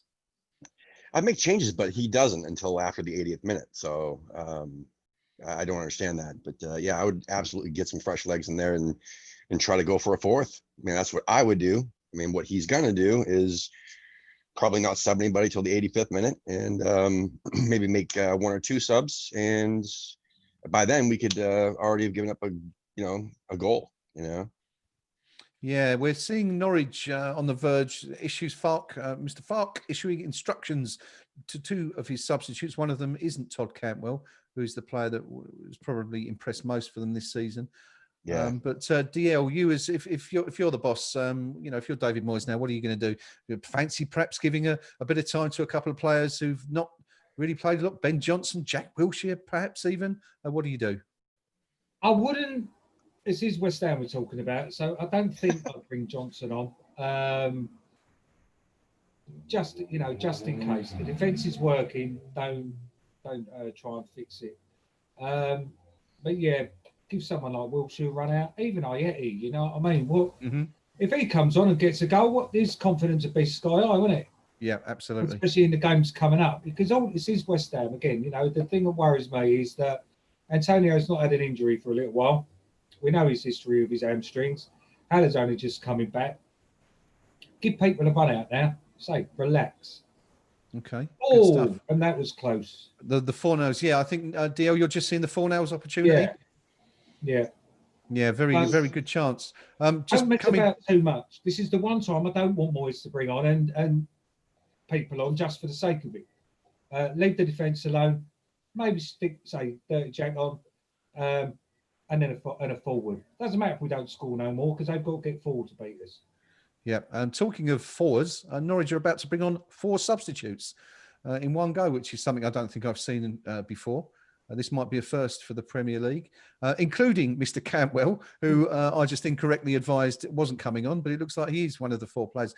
We're having a drinks break now. But Rio, can you recall seeing 4 subs at once before? I mean, I know obviously this is only permissible since the Premier League changed the rules and allowed 5 subs overall, but I don't think I've seen 4 coming at once. Have you? Absolutely not. I think it's the first time in football, to be honest. David Moyes is currently having palpitations thinking about it. It's just like 4. That's whole season's worth. Yes, Moyes still no changes. Tim says he expects the changes to be made in about 10 minutes' time. When there's, we're entering the final hurdle, as it were. The way the game stands, it's Norwich City 0, West Ham United 3. 70 minutes have been played. Cantwell, the danger man, Norwich's best player, looking resplendent with his hair neatly tied back, is on for the Canaries. But surely it's even too tall an order, Pinky, for him to come up and conjure 3 or even 4 goals in the remaining 20 minutes for Norwich. Yeah, I mean, this is a manager giving a couple of players a run out as their final little chance as a Premier League footballer. Mm-hmm. They'll be able to have it on their CV forever. They played X number of games in the Premier League. It's not a tactical switch. It's just he's being nice to a few players. I think for our manager, I think he really should be making some changes. If for no other reason than to keep those on the bench a little bit match fit. So I'd certainly be giving Haller 20 minutes. I'd give Dirty Jack a run out for certain. I'd even at 3-0 up risk Yarmolenko getting another 20 minutes under his belt. Otherwise, what could happen, results elsewhere go against us. We might need those players in a crucial match at the end of the season. And they could be sat there saying, well, I've not played for a month. The manager needs to be thinking a bit more than just today's result. Good stuff. Thank you, Pinky. Just a quick look at the match stats as we are live now. Norwich still enjoying more possession in the game, 55% to West Ham's 45. It was quite a rarity, wasn't it, the other night that West Ham enjoyed more possession than the opposition against Burnley. Not that it counted for much. And again, these stats proving that is generally the case. Possession not the be-all and end-all of what happens in terms of the distribution of points. Shots, Norwich have 10 to West Ham's 18. Only 2 of those were on target for the Canaries. West Ham have 6 on target, which again is a decent haul. Corners, only 1 corner for Norwich, 6 for West Ham. Norwich have made 7 fouls to West Ham's 6. Still no changes from David Moyes as we approach the last 18 minutes of the game. West Ham just enjoying sitting back now and soaking up the pressure from Norwich. Obviously hoping to spring a counter once or twice before now in the end to perhaps add to our tally. One thing we haven't mentioned, gentlemen, is of course the importance of goal difference. Now we are 3-0 up here, DL. We do have a far superior goal difference compared to Aston Villa and Bournemouth. But I mean, let's not gloss over how important 3 goals in favour of West Ham will be today, right? Oh, very important. It's another point. It's worthy of another point at the end of the day. What was it? We were, I think, +5, weren't we, before we came into the game, like over Watford. So if that's the +3, case, yeah. +3. So we're now +6. It's easy worth a point now. So we just got to rely on Newcastle to do us a favour and bang another goal past them. And then I think that's us safe, isn't it? It's got to be. Yes, I kind of go back to what Tim said earlier about, if we can, we're just seeing Frederick's break down the right. He's got options, loads of options available, and it's 4, Pinky. Yeah, I mean, again, we've just opened them up like a tin of beans. Absolutely, it really is like men against boys at this point in time. And we've broken into the box down the right-hand side, pulled the ball back, and I think it's Antonio then that's just gone on the end of it again. And let me just see as they rerun it here. Yeah, it was Fredericks at crosses. Antonio, in it goes, bang, 4 goals. Yeah, it's another million on his fee. That's good news. It's Norwich City 0, West Ham United 4, or Norwich City 0, Michael Antonio 4. Rio, there's one for the record books. Last West Ham player to score 4 goals in a game. Stanley Cotty, I believe, in a 10-0 against Bury. Really, sure. 1983, that long ago? I very much think so. Certainly not since I've been going. I've seen a player score 4 goals. And I'm thinking the league, it's going to be David Cross, isn't it, against Tottenham? It has to be, yeah. So that's quite something, isn't it? Like 37 years since the last West Ham player scored 4 goals in any game, any competitive match, let alone Premier League. So, DL, that's surely it now, isn't it? That's over. Yeah, 4-0. I'm relaxed now. I could take him off. Get Antonio off. Tim, I gather you've seen the fourth goal now. Your thoughts on that? Yeah, beautiful. And I mean, is this real life? Like, what's going on? It doesn't make any sense to me. But wow, yeah, it's game over, dude. And what is it, negative 13 or somewhere? With Goal 4, difference? it takes us up to 15. Yeah, minus 15. Okay. Yeah. Minus 15. But as DL was saying, importantly, 7 goals clear now of Watford. So, an extra huge. point effectively. Yeah. 4 goals for Michail Antonio. And let's also, just going back to the fourth goal there, Fredericks is going to get the assist, but he's played in by a very clever little ball from Mark Noble, who assisted the third goal. So, Noble's he started slowly, didn't he, Rio? Couple of, we saw him have his head in his hands twice in the first half, but he's made 2 goals here and been instrumental really in this victory. Yeah, 2 assists, you can't knock it. He does the simple things right after time, doesn't he? Which has always been his trademark. We've got to kind of phase him out and ease him out, but games like this is where he comes to the fore. He has a bit more time on the ball, more kind of scope to kind of attack, because he's obviously playing with in a far more advanced position. So yeah, he should be thriving in games like this, to be honest. But yeah, he's done the consummate professional role today. Great stuff. Pinky, West Ham are winning 4-0, which is great for us. It's going to be 3 more points on the table and means we're almost certainly only going to need, another win to be absolutely certain of staying up. I mean, what does this do for Villa and Bournemouth going into their games this afternoon to have seen West Ham win 4-0? It must be demoralising, mustn't it? Absolutely. I mean, the manager of those clubs will say to the players, don't look at the results, don't look at your phones, concentrate on our game. They'll all ignore their manager. They'll all look at the result and go, we're done for. And as they should be. I mean, they are where they are for a reason. And Villa, I've got some sympathy for, because it's a nice, easy run up to Birmingham. You're there and back. It's only a 2-hour run. Mm-hmm. So I quite like going to Aston Villa. Chips with curry sauce in the ground as well is always a nice treat. But, as a football team at the minute, they're no great shakes. And what we're looking at here, I said at the top of the game, we had to put this team to the sword today if we truly wanted to be a Premier League club ourselves. And fair play, we've done just that. We've absolutely battered Norwich City today. And Dirty Jacks come on now. Haller's on. So, that's the job done for West Ham, and the manager's made some changes. Confirmation, thank you, Pinky. Confirmation of those 2 changes.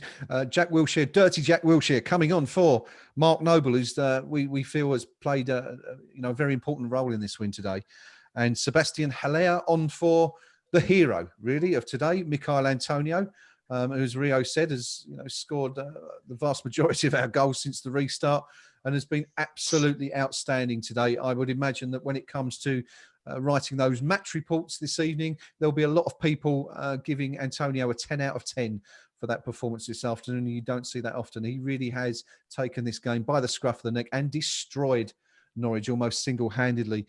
It looks like it's going to be a very, very happy afternoon for West Ham. We can go away now, gentlemen, and enjoy the rest of the day. There still are another 10 minutes or so to go. We're just looking at the live league table, a confirmation that West Ham up to minus 15 goal difference if it stays like this, which would give us a 7-goal advantage over Watford, and of course 2 points if they fail to score again this afternoon. Tim, we haven't seen anything come in from Vicarage Road, have we? Still 1-1 there? We are still 1-1 there, yeah. Yeah. But my question is to everybody, really. How much is this down to Moyes? I mean, how are we going to never hear the end of it? You know what I mean? Like, this performance today, was it really the players, or was it Moyes? Because I'm still not sold on Moyes as a manager as a whole. But is this 4-0 victory, or maybe even 5 by the end of it? Is he going to get all the plaudits? DL, do you want to take that one up from Tim? He should get some. He is the manager after all. If at the end of the day, if we're going to give him a kicking when we get done by Burnley at home in the manner we did, and at the end of the day, we can't not give him credit for a performance like this. But again, it is ultimately down to the players. I mean, the players had the ability, or could have thought last week to maybe stop hoofing the ball in the box. It doesn't take a manager to say stop doing it. The players sometimes have to take responsibility, and today they have. It could have been a different story if Antonio weren't available. Yeah, we would be sure. biting our nails even more. But nonetheless, you can't knock anybody when you're winning 4-0 away from home, regardless of 4-1 away from home, because obviously they've just got the own goal. But it's not counted. Oh, it didn't count. Oh, good. No, it didn't count. If you're winning 4-0 away from home, you can't not give the manager credit. You can't not give the players credit. They've got to take the rough with the smooth.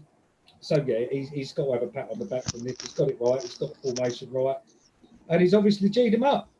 So well done, boys, and well done the players. Okay, good stuff, Dio. Dio says that credit where credit's due.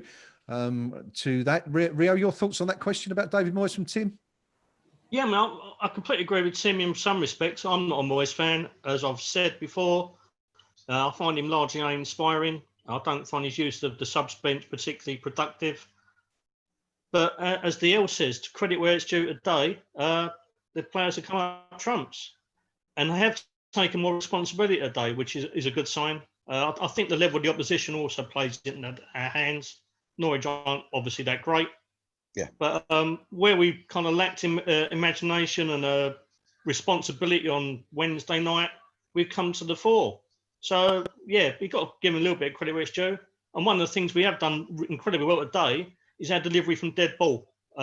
That's been noticeably improved under Moyes. That's one thing he has done for us. Pinky, taking up that question and also that point Rio making there. We're just about to see Yarmolenko and Masuaku come on. We'll keep you updated with what's going on there.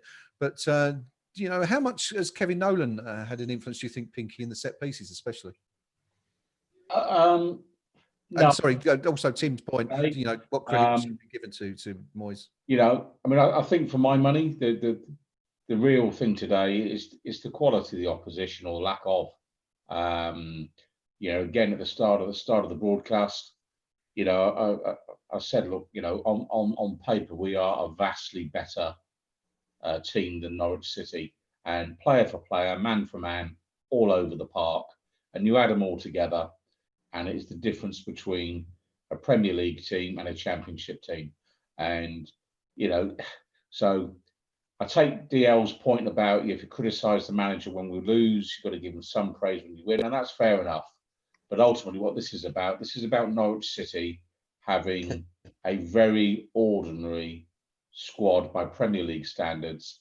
And there's a reason why, this is, I think, the 14th time they've conceded more than 2 goals in league football this season. They're leaking goals, and I would say I'd probably look to their manager as being a real problem at the moment, because what's he done? They're leaking goals all season. What has he done to stem that with his limited squad? And I would think David Moyes, Sam Allardyce, even Kevin Nolan, if you put him in charge of Norwich, would say, we're going to stop leaking goals. And yet this man, Farke, seems to just ignore all that and think we'll be a bit like West Ham fans want their team to be. We'll try and play football. And they've been doomed since November. This must be awful for Norwich City fans to watch every week. So fair play to Antonio. He's buried loads of chances today. He's bullied and battered the opposition. We've created loads, but it's kind of like West Ham playing my Sunday league team. It's men against boys. Tim, we have a goal update from Vicarage Road, I believe. We do. 2 goals for Watford, 1 to Newcastle. I don't have the goal score, excuse me, but it's 2-1 Watford. I think it's Deeney. I think it's a penalty from Deeney. Again? So the captain coming up trumps. And again, if they're, what a time to score that is for Watford. And it could, again, Rio, we were talking about our result demoralising Villa and Bournemouth. Having seen West Ham go 4-0 up, and what must it do to those 2 clubs to see Watford score potentially a winning goal 5 minutes from the end of time? Yeah, it's a real knife through the heart for them. It's going to take at least a 3-game swing, and there's only 4 left. I think that's basically going to send both Bournemouth and Villa down. So Yeah, I hate to say it, but the most punchable person in football that's come up trumps for Watford. He certainly has. I mean, again, I suppose it shows you the importance of having big game players. Watford, Troy Deeney, West Ham, Mikhail Antonio, both have come up trumps today, and pretty much bar another win have probably saved their teams from relegation. It's looking very, very dark now for Villa and Bournemouth, and before they even kick a ball this weekend in their last game. Just going to dip into the forum quickly to see what's going on. Puff Daddy says, you can't assume anything yet. Here comes Arthur to make things interesting. Not sure, Puff, that even Arthur's going to, Masuaku can be responsible for conceding 4 goals in the last few minutes, but you never know. As Rio said earlier, those records are there to be broken. Ironing Board says, you can tell we are miles in front when Arthur comes on. So, not a lot of support for our fullback there. Crossed Hammer says, talking about the rest of the season, I'm not as confident as you, referring to a comment by Bonzo's Beard, saying, especially when we still have Watford and Villa to play. I guess the Watford game is probably largely immaterial now if they're going to win. We're just seeing, actually going back to today's game, we're seeing Norwich break on the left. They're still trying, and it's woeful, quite frankly, though. We've seen Cantwell try his luck from 30 yards, and it's another one of those that ends up deep into the back of the stands. We have some singing coming from somewhere. Gentlemen, anyone who... Not sure where that's coming from. I'm fairly certain it's not mine. But anyway, we have a little bit of vocal accompaniment in the background. We're also seeing West Ham. Tim, what about this? We're seeing a again. Don't know where. Don't know when. It's Pinky with a bit of Vera Lynn, of course. Who else? I was just going to come to apologise, but it's years since we've sent anybody down. Take the pain, Norwich City. It hurts, doesn't it? Yeah? Take the pain. Go to the pub and drown your sorrows. You're not good enough. You haven't been good enough all season. Yeah? And just go home and dry your eyes. Yeah? On your bikes. Well, Balbuena's on, so that's going to be the consolation goal coming. God. Damning words from Pinky there, sending Norwich down in style. It's been a while since we've relegated anyone, but it's certainly going to happen again. I was going to come to you there, Tim. Moyes has got a bit mad, hasn't he? 5 substitutions. What's going on? I don't understand. I don't know. I've never seen this before. No. I didn't expect anything until, I didn't expect more than 2. So was it 5 now, you said? 5. I think that's the lot. I think that's everyone, yeah. Wow. Unbelievable. Who has come off? Sorry, going back to DL. Who did Balbuena replace? I didn't see the graphics. He replaced Doggy.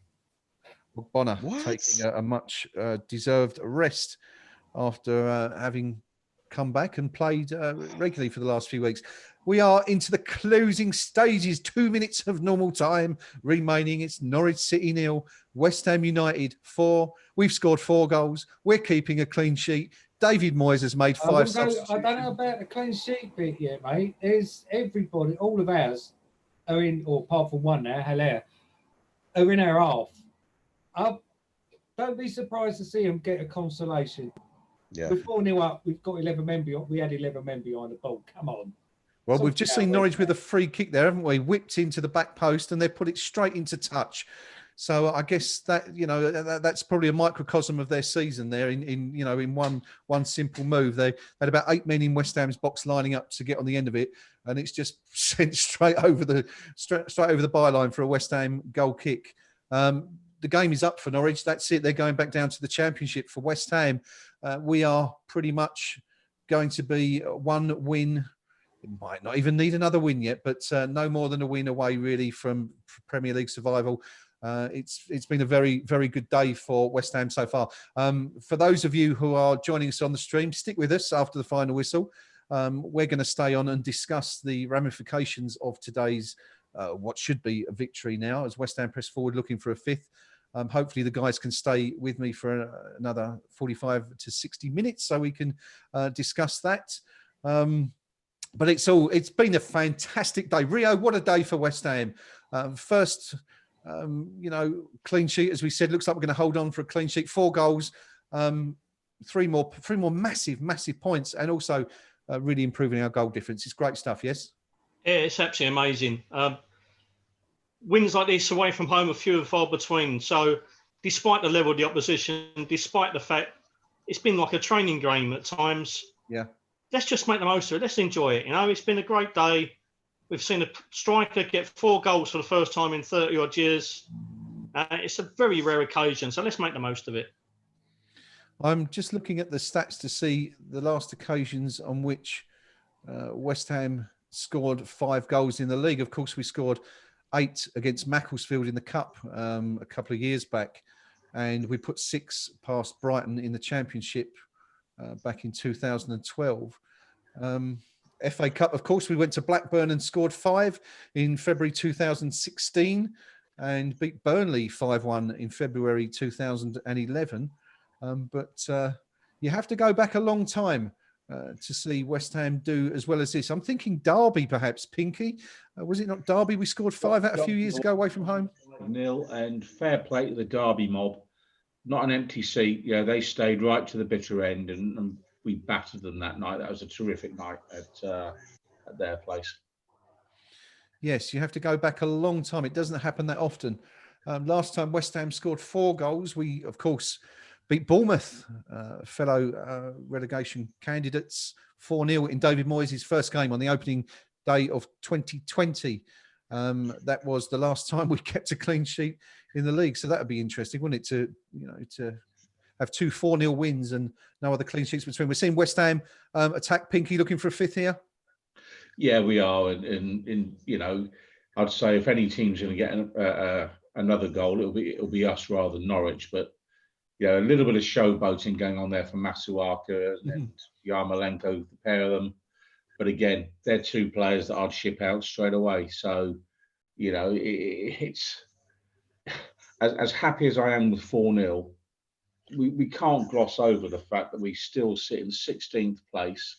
We've had some dreadful defeats this season, and not just when we had the clowning goal. We've been poor for an awful lot of this season, and the difference between us and Norwich is we've spent about 150 million quid to be rubbish, and they've spent about £1.10. And you go again, beating up the littlest kid in school is nothing to be proud of. You know what I'm saying? Yeah.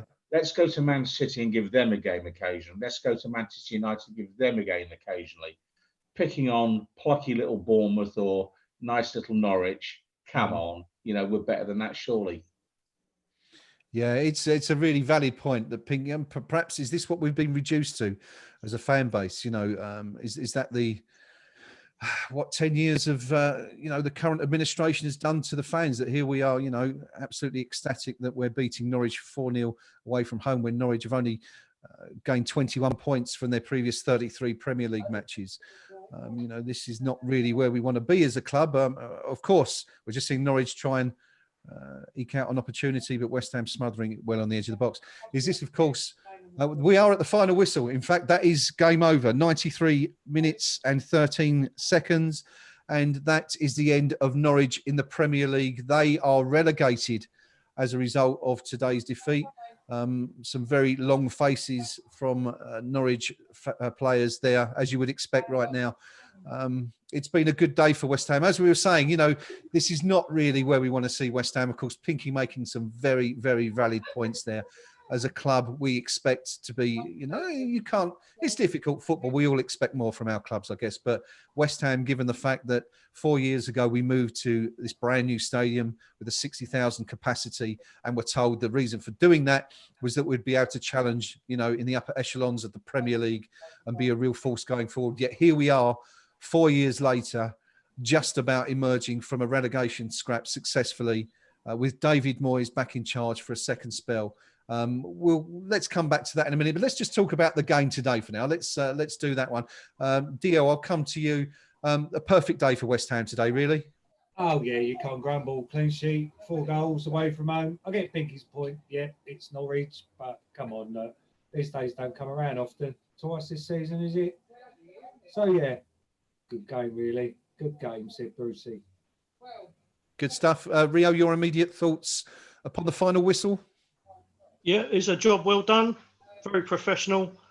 The amount of times we've gone to teams like this and capitulated, it's rare for us to be professional in the way we approach stuff.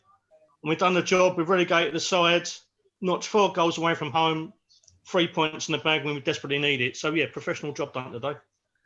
Lots to talk about going forward, Tim, in the summer and even for the rest of the season. But as far as today's concerned, we couldn't have asked much more, really, could we, from the team and David Moyes?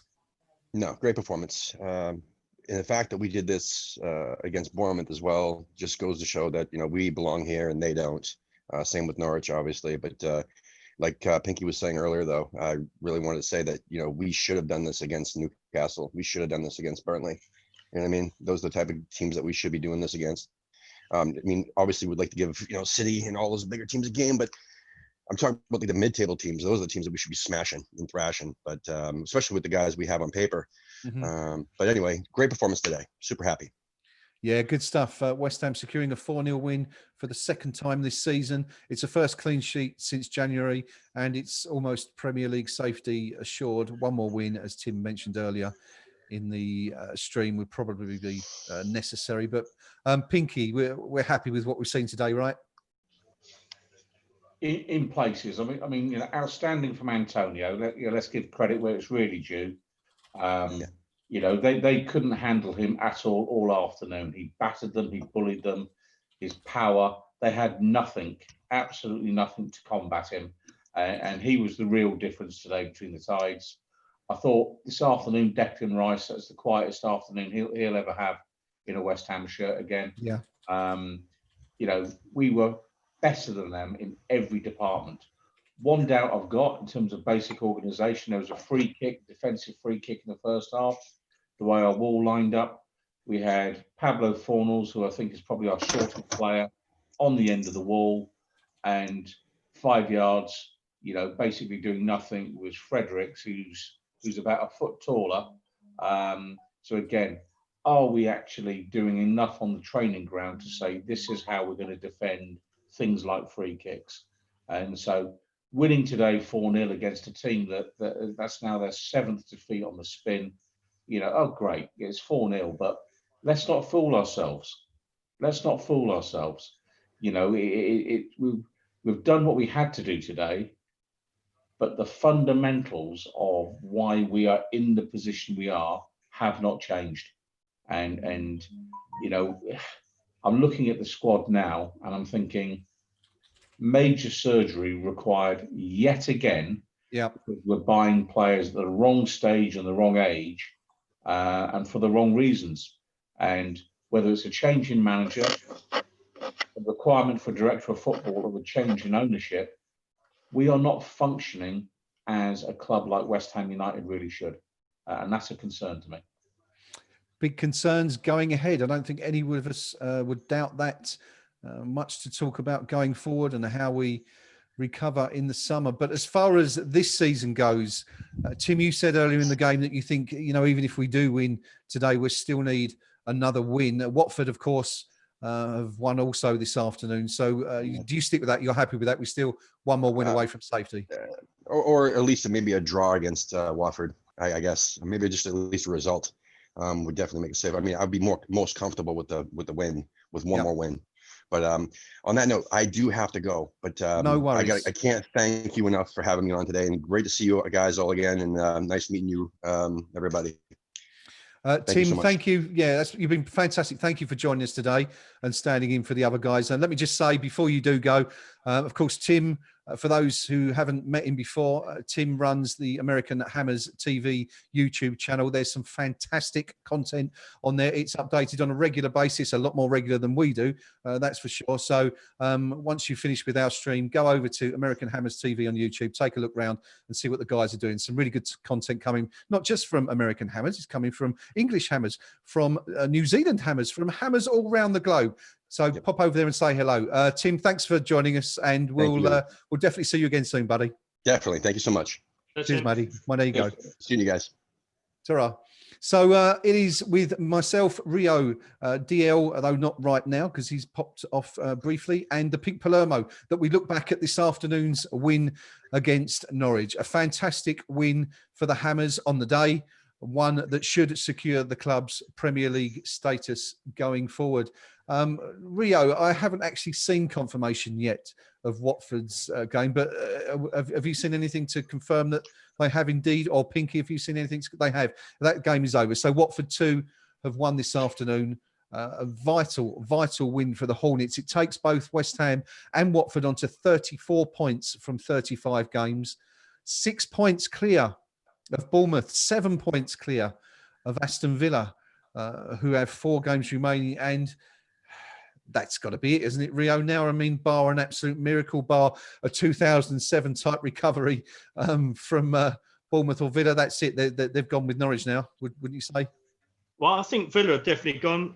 Bournemouth have got to play Palace later. They get a result there. Makes things a little bit more interesting, but ultimately, they're struggling. They're the ones who have to really up their ante and try and turn things around. I just can't see them doing it. I don't think they've got it within them. But yeah, if they win later on, it's interesting. If Palace get a result, we should be safe. Yes, we're still looking at other results, even though we have that 6-point cushion, Pinky. But we can certainly, sleep a little easier tonight, can't we, after what we've seen today? Yeah, I think so. Because, I mean, 2 things. Firstly, the 3 points.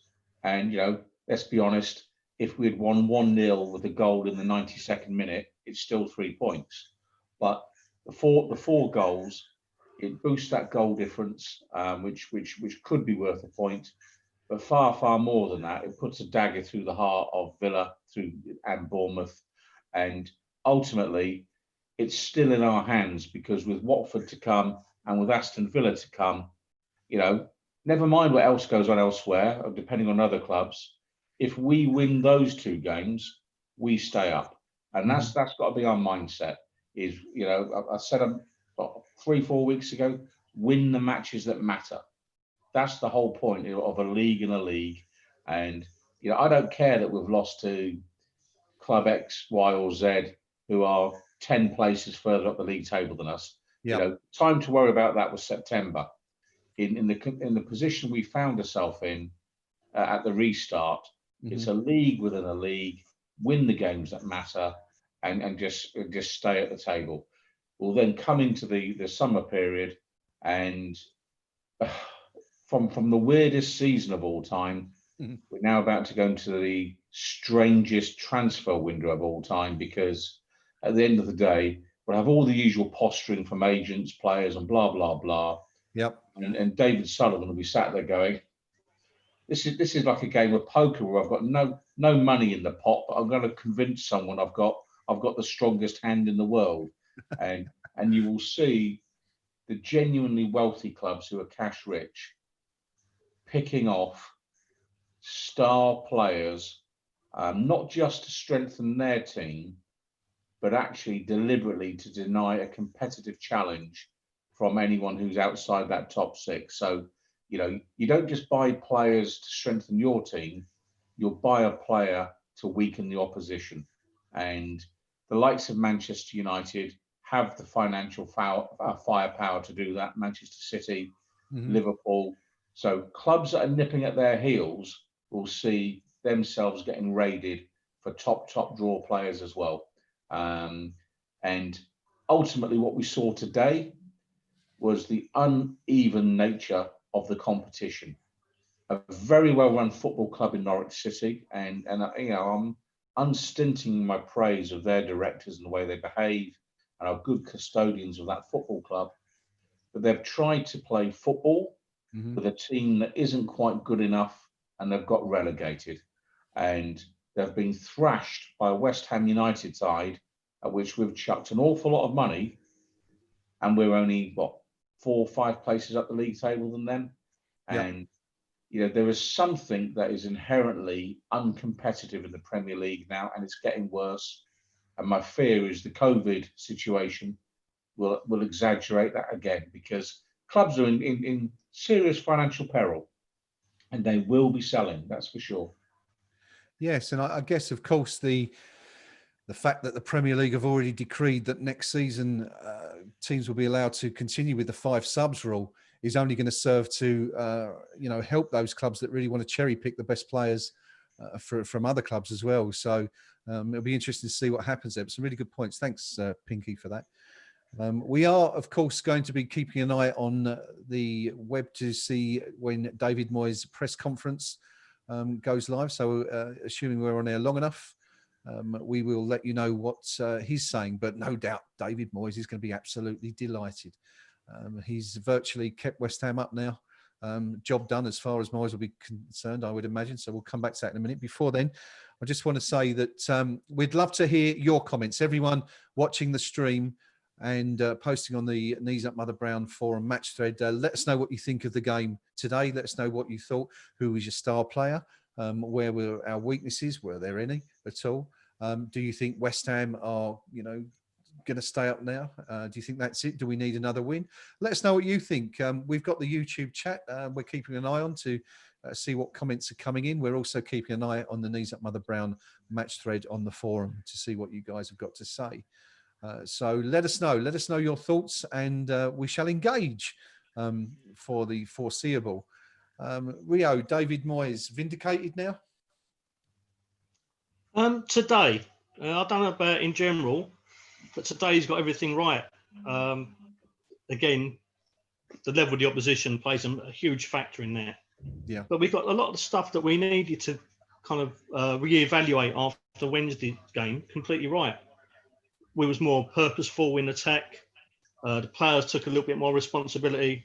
Mm-hmm. We got our dead ball situation spot on again, which was sadly lacking because it was very one-dimensional on Wednesday night with that.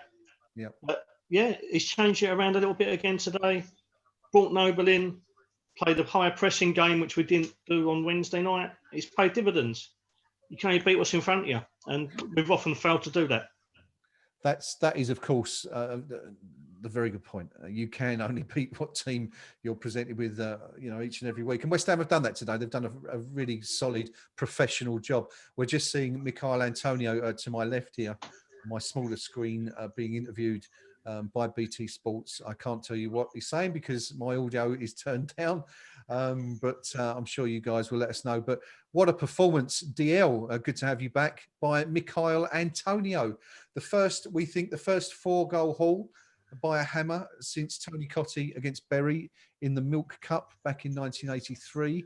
The first 4-goal haul by a hammer in the top flight Division 1, the Premier League, whatever you call it, since David Cross scored all 4 in a 4-0 win at White Hart Lane against Spurs the year before, I think it was, possibly 2 years before. But, what about Antonio today, DL? Absolutely, unplayable today, wasn't he? He was unplayable. It's made up for some of the wickets and misses he's made in the previous games. But again, I'm not taking anything away from him. Remember that it was Norwich. They were all at sea after the second goal, I think. Yeah. And it just needed a couple of shots on target, I think, and the ball would have hit the net, whoever it was. But no, he done all we could ask of him and more. Super performance from him at the end of the day. So no, can't pick on him at all today, which is a shame because I like having a little dig at him now and again. Because I have said sometimes, when we were struggling earlier in the season, we need Antonio. You are in trouble when you're having to rely on a winger to be your centre forward. But he stood up to the plate as a centre forward today, and he's got his 4 goals. What more can you ask for? Not a lot at all, really, to get 4 goals in a game. I mean, it's at any level is good, but a Premier League match, again, as Pinky's pointed out, it is only Norwich City. They are a team in disarray, a team heading for the Championship. That's now confirmed with today's defeat, of course. But still, you've got to, as Rio says, you can only beat what's in front of you. So a good performance overall, really. Just having a quick look at your comments. Rob Brown speaking in the YouTube chat. Hi, Rob. He says, I'm sure we're safe now. Antonio will get the plaudits, but an all-round solid performance. Bowen, I thought, was superb. A menace all game. Steve Palmer says, hi, Steve. My summary, a good day at the office, even if not a tricky day. For a change, we took our chances well. Very, very happy for Antonio. Pinky, just going back to Rob's point there. Bowen, we saw him struggling a little bit, didn't we, at one point in the game? I thought he might need to be substituted. But do you agree with Rob? Do you think Bowen was exceptional again today? I think he's solid, and I think he's a player that gives you regular 7 out of 10 performances, you know, and in many ways that's what we've lacked this season. When you starting games with the likes of Yarmolenko, who is never going to give you a 7 out of 10 over 90 minutes. He might give you 7 out of 10 over 25 minutes, but give him a 90-minute game and he's not going to do it. And he'll end up costing you more than he'll create for you. So a player like Bowen, on the other hand, or Robert Snodgrass. So these are two players who are not particularly, shall we say, glamorous in that sense, but they do the basics very well. They've both got a good delivery on them, and those types of players really add value to a team in the Premier League.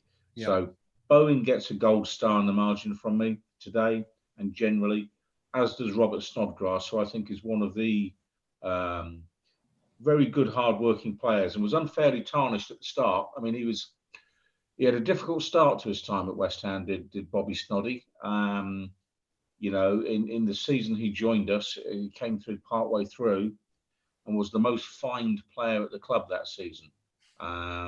That's a fact. And therefore, so he had some issues, I think, maybe settling in, maybe just struggling to understand it takes longer to get to our training ground than others, depending on where you live. But he took his medicine. He had a season away at Villa Park. He's come back and been a very good player for West Ham United. And I think, to go back to the recruitment side of things, we need more of that type of player, Bowens, Snodgrasses, and maybe a little bit less of the so-called superstars who, when the going gets a bit tough, which is always likely to at West Ham, they don't roll their sleeves up. They actually just pack up their suitcase and say, I want to go home. And yes, I am talking about you, Felipe Anderson. And yes, I am talking about you, Andrea Yarmolenko. Yeah, I'm sorry, but those guys haven't delivered for our football club. Bowen showing very good signs. I like him. Yeah, grafters, I think they used to call them, didn't they? And players not afraid to put a foot in. Snodgrass, yeah, absolutely vilified, was he not, when he first came to the club, and sadly by our own vice chair at one point. And of course, the son of one of the co-chairmen. We're talking about issues within the club. That's probably something that's up there with the best of them. We shouldn't really expect our board to be commenting on the players that the managers have brought in, especially in a negative fashion. Anyway, Rio, Jared Bowen, done really well since he came in. Excellent game today. Yeah, definitely. He provides a lot more kind of work rate. Again, going back to what Pinky said, we need more graft and less craft at times. Yeah. What Bowen provides is a lot of energy. He's very versatile across that front three. He's got an eye for goal. We've seen his dead ball, his corners and free kicks, and they're a step above. They're probably the best we've seen since Payet departed us. And it does make a huge difference. Just look at since the restart. I think we scored 3 or 4 goals from set pieces. Yep. And that's something we've been lacking for a number of years now.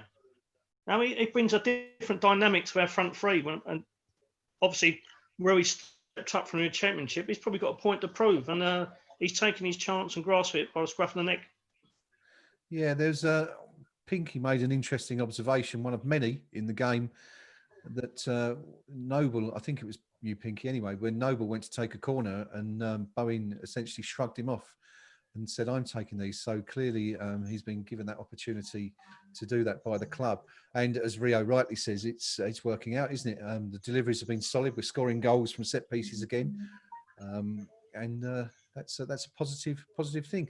Ken Townley. Ken, hi, Ken. Welcome to the stream. Ken asks, is Snodgrass injured? Yes, he is. Although David Moyes mentioned in the week that he expects him back very soon. So you might see a bit of the Snod before. He's back in training. Yeah, thank you, Pinky. We hopefully will see a bit of Snodgrass before the end of the season, because he has been a real asset to the club. I think I make Pinky right, actually. He's one of those players that he's not spectacular. You know, he's not going to score goals from 35 yards. He's not going to wind his way around 6 players and put the ball in the back of the net. But he gives players who can do that the opportunity to do so, I think. And every club needs a player of that ilk. So, yeah, it'd be really good to see Snoddy back. And I fully agree with the comments that everyone's made there about him. So we are basking in... you know, the West Ham have won 4-0. Well, I still can't quite get my head around it, really. It's been a fantastic afternoon.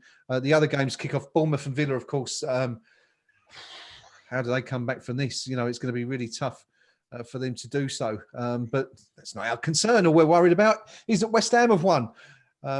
It's been a really good win. All 4 goals coming from Michail Antonio, 2 goals either side of the half-time interval. Diving into the KUMB Forum briefly to see what the views are there. Grazza says, losing 4-0 at home to us, you can see why they're going down. Been poor all season, really. Bit of a sucker punch flavour at the start of the season, but they didn't have enough.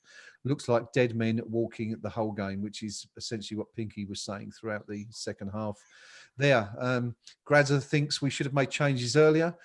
They didn't want it. We needed to protect the likes of Antonio, etc., get minutes into Wilshere and Haller to make them fitter, but we waited until the game had completely petered out before making the subs. Slightly critical of David Moyes. I suppose, you know, it's if you're going to be critical of the manager, that's probably the only area today that you can aim anything his way. Rio, talking about Moyes again today, the team selection today was a bit criticised, wasn't it? There was quite a bit of criticism for Noble coming back into the team. But you know, did it really matter much? I mean, was it managerial, a tactical genius from Moyes that helped secure a 4-0 win? Or really could he have picked, you know, any 11 players from that available squad and, you know, we still would have, you know, sauntered to victory today? I think any 11 would have won today, but he played Noble in a more advanced role. He hasn't got to do that much more defensive work as he has done. He's got Souček and Rice protecting him. Mm-hmm. He took his floaty set piece and finally got reward 15 years down the line. Just everything he did worked, but I think he could have picked anybody, you know.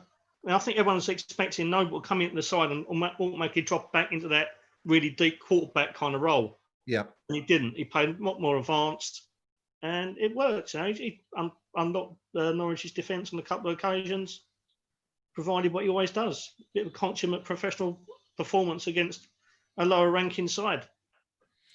Yeah, 2 assists, 1 assist and 1 assist for an assist for Noble today. He created the 3rd goal with the through ball to Antonio and put Fredericks behind the Norwich defence for the cross, which led to Antonio's 4th and final goal. Pinky, what are your thoughts on that? I mean, do you kind of agree that, you know, the manager could have picked anyone today and, you know, Norwich were that bad that, you know, they were there for the taking regardless? I'm not sure who'd have got away with DL as a centre-back, but the rest of us on this would have probably got a game and won up there today. I mean, it's difficult because, you know, it's almost as if, you know, we win 4-0 and we're still not happy. You know, and that isn't the case. I want to be very clear. I'm delighted we've won 4-0, but I'm not being fooled by it. And you know, Norwich's problems have been well documented all season. But I'm looking at our team today. 3 of our starting 11 have got less than a year to run on their contracts. Okay, which is, you look at that and say, well, that's 3 issues that are coming up. I then look down the squad list and I'm looking at players with considerably longer on their contracts. Winston Reid, currently out on loan in Kansas. And I asked the question the other night, where the hell's Kansas? And no one can tell me. It's not in Essex. I know that much. You know, so he's got a contract that lasts till 2023, and he's out on loan. Manuel Lanzini, who just appears to have lost it completely, contracted till 2023. You know, Sebastian Haller, who hasn't really set the world alight for West Ham United, I think is 7 goals this season, something like that. Again, he's got a contract till 2024. You know, Pablo Fornals, who has yet to dominate a match and say, I'm in charge here. And okay, yes, it's his first season, but at the end of the day, some of the players that were saying at the fag end of the career, and they're, you know, like a Noble, when he goes, yeah, and he's likely to either this summer or kind of be quietly shuffled off stage, who's going to come in and do the job that he's done for us for the last 15, 16 years? And I'm looking at it and I'm thinking, you know, Declan Rice, long-term deal, but he's not staying. Yeah. Let's not kid ourselves, as much as we all want him to. Yeah. And I'm looking at our squad here now and I'm thinking, Aaron Cresswell, contracted to 2023. Arthur Masuaka, contracted to 2024. And the point I'm making here is our squad management in terms of recruitment and contract management is utterly appalling because it doesn't correlate to the current manager's thinking. You know, Masuaka's got the longest contract of a fullback at the club and he isn't starting. How can you run a football club as badly as that? And, you know, these are the fundamentals. You don't see Liverpool making these errors. You don't see Man City making these errors. You know, you don't see Tottenham Hotspur making these errors. But West Ham United for a decade, this is what it's been. And criticise the players on the park or the manager week in, week out. This is basic incompetence at boardroom level in terms of contract management. And they need calling out for it at the top table. I don't care if we've done Norwich 4-0 today. It's not about today. Yeah, it's why are we in this position where we need to go to Norwich and pick up our first win since 1973? And it's because we're getting the fundamentals of running the club horribly, horribly wrong. And I'm looking at that squad now. Never mind, should we keep Moyes? If I was David Moyes, I'd be going to the chairman, persuade me to stay, because with that squad and the way you've constructed it, you've got to do so many deals now to make this a competitive squad. I don't think you can do it. That's how bad things are. Yeah. Thanks, Pinky. As always, some loads of talking points and lots of things to talk about. But you know, you're looking at that squad. I was just trying to think who the three players are that are out of contract within a year. We've got Antonio. There's a couple of others that you probably wouldn't Pull you back later, mate. Consider. Players like Josh Cullen, of course, is out next year. David Martin only has another year to go. But Balbuena, another one who's out of contract next summer. Mark Noble. And Fabianski, of course. I don't think he's signed. Has he signed? I don't think he signed a new contract. So he's still only got a year to go. Of course, Jack Wilshere will be entering the final year of his contract, and I think it's fairly certain. Hallelujah. That Jack won't be offered a new deal. Lots to chew over there for David Moyes. Dio, I don't think I asked you today. We were just discussing during your brief absence there. Whether David Moyes, should be applauded for getting it right today, or was it just a case that Norwich were that bad that any one of us here could have picked an 11 to go out and beat them, and choose the right tactics? Tim asked this question during the game, really, didn't he? He's got to take some credit. Yeah. As I said, when Tim asked the question, if he's going to take the criticism when we lose, he has to take the credit when we win, regardless of how much input he had. Obviously, he must have had some input. I weren't happy to see Noble start, but at the end of the day, Noble will come up with 2 assists. He had a solid game in midfield. It's quite clear that in a lot of stages of the game, it passed him by, and he was making errors. He was giving the ball away, and against anyone more dangerous than Norwich City, he would have been punished for that. So Noble should be used sparingly. I think that is the general consensus anyway now, that Noble should be used sparingly. But no, he made the right calls. Found it quite amusing that at the end of the game, when we didn't need it, he did use all 5 subs, when there has been games where we could have done with more subs.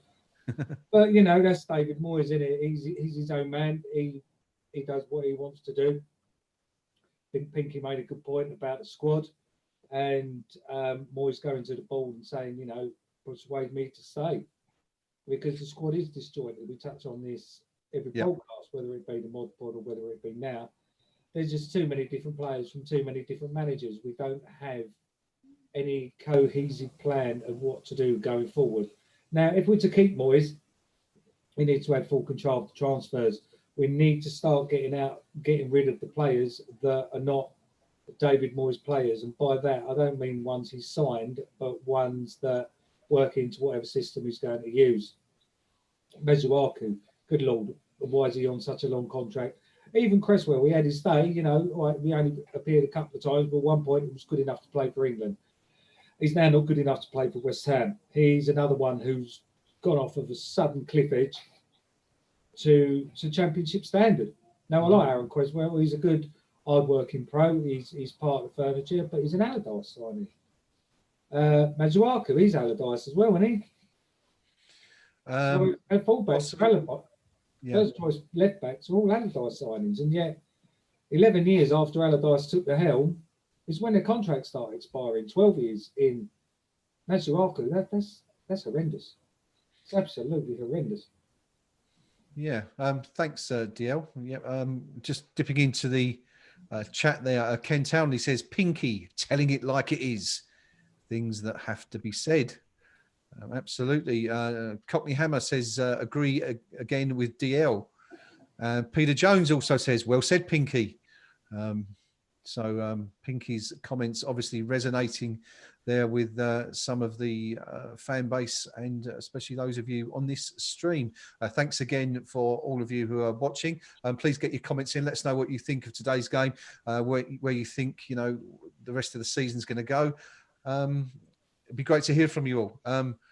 Pants did, I think that says it's a good all-round performance by the team. Special thanks to Antonio and Bowen, just what was needed today. Now let's push on and get maximum points from Watford next week.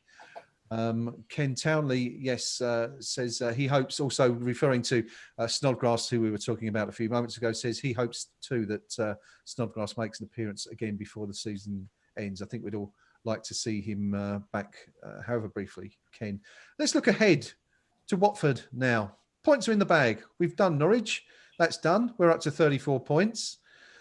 We could be safe pretty much if we beat Watford in midweek.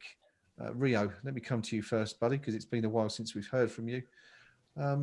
Watford, of course, massive morale-boosting win for them today. An 85th minute winner from Troy Deeney from the penalty spot. That must have been nervous, mustn't it, taking that one? But 3 points for Watford. Both of us now appear relatively safe. Both of us going into that game now, knowing that if we win it, we're going to be pretty much assured safety. How do you see that going? Is it Wednesday? No, it's Friday, isn't it? Friday night, yeah. I think it's going to be a close game. I mean, I think it's very much dependent on the results for the rest of the weekend. Yeah. But in theory, both teams could play a mediocre draw and stay up. It's not the most professional thing in the world to do, but when there's X amount of £1 million at stake, would you take your foot off the pedal a little bit and play out an unprofessional kind of Germany-Austria style fixed draw? You know, it's. I was just going to refer to that. You've taken the words right out of my mouth. But you should play to your full potential, obviously, and obviously the higher up the table you are, there's more money involved there as well. I've got a huge dislike for Watford, so I just really want to rub their nose in it, and I'd love them to go down, to be honest. But yeah, Troy Deeney must be buzzing at the moment. He's took his rightful stand against playing initially. He's come back, 2 crucial penalties. I still really want to punch the fella in the face, but my time will come. I just hope we don't lose. And again, as Pinky said, and we've all said before, the games against Watford and Villa, avoid defeat is safety, and that's the end of the bottom line. Avoid defeat against both of them sides, we're safe. We ideally, I guess, though, would like to go into, especially the Manchester United game, knowing that, you know, we've done as much as we can to avoid relegation and that fight. So perhaps, you know, a little bit extra incentive, Rio, for West Ham to win that game against Watford, knowing, you know, as I say, that we go to Old Trafford after that. In theory, yeah, but since whenever West Ham have done things logically like that, you know, it's more inclined of us to go to Watford on Friday, lose, and go to Old Trafford against a side who are clearly back in form and buzzing, Yeah. pull off a result. That's the West Ham way to me. That is the West Ham way, most definitely. Yeah. Well, DL, you can see that happening, can't you? I mean, we've already done it, but, you know, this week with Chelsea. I can see us nicking something against Man United and losing against Watford. It's what we do, and I think that's what made us fall in love with the club, innit, at the end of the day. But no, reality is we just need to win one more game out of the 3 that we've got. We can, because Watford aren't really our rivals here. Let's face it, we've just got to get better results than the 3 that are currently sitting in the relegation zone, and we're safe. That's all that matters. I know it's an extra 500 grand or whatever it is by finishing above Watford. That's not the game that's going to see us stay up or relegated. Neither is the Man United one. The one that's important, so long as we beat Villa, we're safe.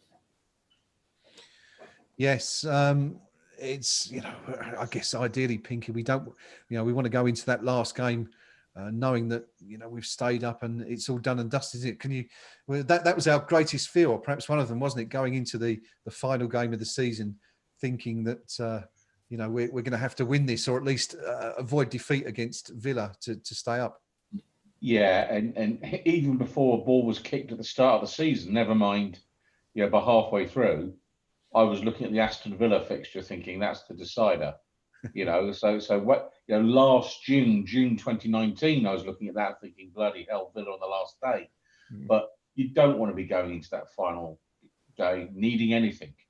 You want to go into that final day with the job done, because if you start that match needing a point or, God forbid, a win, if there's one team in the league who you wouldn't put any money on it to get it, it's West Ham United.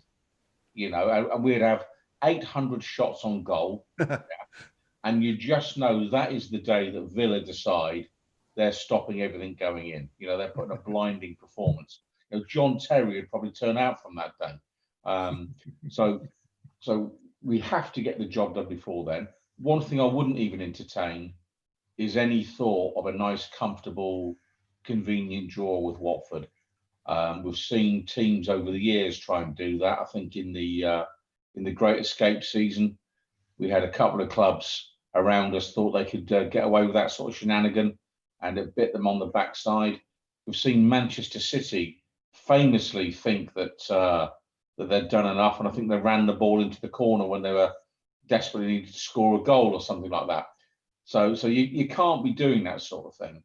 I think we've got to look at Watford and say, do you know what?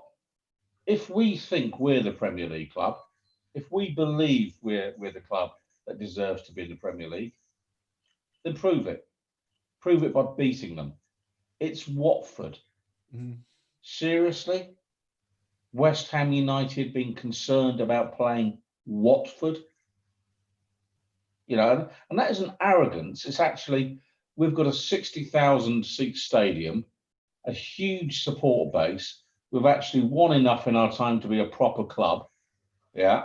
You know, Watford, they're that nice little family club just that wishes they were in London. Yeah. And for my money, you know, again, we've got to rock up against Watford and say, do you know what? You've had your fun, boys, but you're getting your backside smacked today. And we need to play with a bit of swagger, a little bit of, do you know what? We're the grown-ups. Yeah. If we turn up, they're all meek and mild, Troy Deeney will bang 2 goals in, because you know he can, and he will, just to annoy Rio. So for my money, Friday night, playing Watford, go for a win and go hard at it. Any thought that we can just nick a goal and that'll be enough, it won't be. It won't be. You know, that will be a tough game for us, but one we should approach positively and try to win. You know, if you go into a game thinking a draw's enough, it never is. Yeah. It never is. You know, you wouldn't play a cup final thinking the draw's enough, would you? You know, to win the cup final, you've got to win the cup final. View it as a cup final. And we won't put them to the sword the way we put Norwich to the sword today. But at the end of the day, it's about which players want it the most. And if our players don't want it more than Watford's players, then frankly, sell our players and buy theirs. It's that simple. Who wants it? And it should be West Ham. Okay, good stuff, Pinky. Just coming back to Troy Deeney there. You mentioned, of course, he is capable of scoring against West Ham, and he has before, and he celebrated in front of our fans. Perhaps why Rio feels the way he does. But I'm just looking for the comment now. But Ken Townley says, Rio, I will hold your coat for you, presumably referring to Rio's desire to physically assault Mr. Deeney. You won't have the opportunity, unfortunately, because we're all locked out of the stadium next week. So unless you can throw something from outside, you've got no chance of getting him. Stephen Spraggs, our very own Cockney Hammer, just out of interest, says, why does Rio hate Watford? Rio, what's your irrational hatred of Watford all about? Or is it rational? Its roots were set in the early 80s. I was never a fan of players such as John Barnes, Ross Jenkins. The keeper looked weirdly weird, Steve Sherwood. When I started going to away games, Watford was a bloody long way from the station when you didn't know exactly where you was going. You got to the ground thinking, here we go, in we go. You had to walk half an hour around the poxy allotments. So it's little things like that that grew up over time. Then along comes Mr. Deeney, and I've never liked him from the word go. His behaviour over the last few games against us has kind of exacerbated that. So, yeah, it's just a culmination of things which really, really great. Yeah, I think we've all got a club like that, haven't we? My own particular dislike of Watford is just extends to the fact that the last time I was there, I parked in a multi-storey car park, and it took 4 hours to get out of it. And if that's not a reason to hate any club, then I don't know what is. Pinky, you got any irrational hatreds while we're on the subject of any particular clubs, any rivals of ours? No, not. I mean, I don't do the hate thing. I don't do the hate thing at all. Not even with clubs that you might expect us to hate. I focus more on supporting our team as best I can. But there are clubs that say, do you know what? I won't mourn their relegation. And in Watford's favour, it's an hour's drive. There's a good cafe just down the road from them. You can get in, get yourself a nice bit of bacon and eggs before the game, if that's your thing, which it is for me. The sort of clubs that I really, really, really never want to see in the Premier League. Middlesbrough. Please. Look, the chairman's fine. They'll sell you a pie in the ground for shirt buttons. There's no filling in it, but you've had your pie. That's probably what you get inside it, is shirt buttons. Yeah, but Middlesbrough are a club that are just, why do they exist? So I don't hate them. It's just kind of like they're just irrelevant. There's just no point to Middlesbrough Football Club. So there'd be a club that if we never ever played them again, I wouldn't be concerned. It'd be they came, they saw, they did nothing, and everyone fell asleep. So that they would be one that I've got no time for sure. But little Watford, there you go, patronise them a bit. Little Watford, mums and dads can go with granddad and uncles and aunts and nieces, and they've all got their nice little scarves on around them, and they're those little blankets that Karen had over her torn jeans the other night. All of that sort of nonsense. Get real, yeah. They do have the Arsene Wenger lookalike though. The last couple of times we've been at Watford, there's been like a steward, a female steward, who stands on the gantry above us up to the left, who is the spitting image of Arsene Wenger, yeah, and has been warmly serenaded the last couple of times I've played there. So they kind of get that in their favour. And as for your parking, frankly, schoolboy error, Graham. Yes. Well, that just means you're out of match practice, because there are obvious places to park at Watford, and it's never taken me more than 10 minutes to get away. But there you go. If you park in that big multi-story in the town centre, that's the one. Nah. Absolute fundamental error. No match of the day for you. No, I think I barely got home in time for match of the day that evening. So I shall come with you next time, or at least follow you next time we make the journey into Vicarage Road. Cockney Hammer says he remembers going to Watford in 1979, and as a result, he understands Rio's hatred. Not quite sure what happened in 1979, but obviously it was enough to spurn a lifetime's dislike of plucky little hornets, as Pinky has called them. We have some comments from Michael Antonio, who was our 4-goal hero today. The club's website has been particularly quick to get that out, unsurprisingly. Good news is their trade, of course, so I can't blame them for doing that. Mikhail says, it's an amazing feeling. He beamed. He's beaming. He's actually beaming this afternoon. When I scored the first 2, I could see they were quite open, so I knew it was a great opportunity for me. It's my first ever match ball, and hopefully I can add to it. Talking about the way he's been asked to play under Moyes, Antonio continues, I just think it's been free-flowing attacking football, and I've been getting my opportunities. I shouldn't laugh.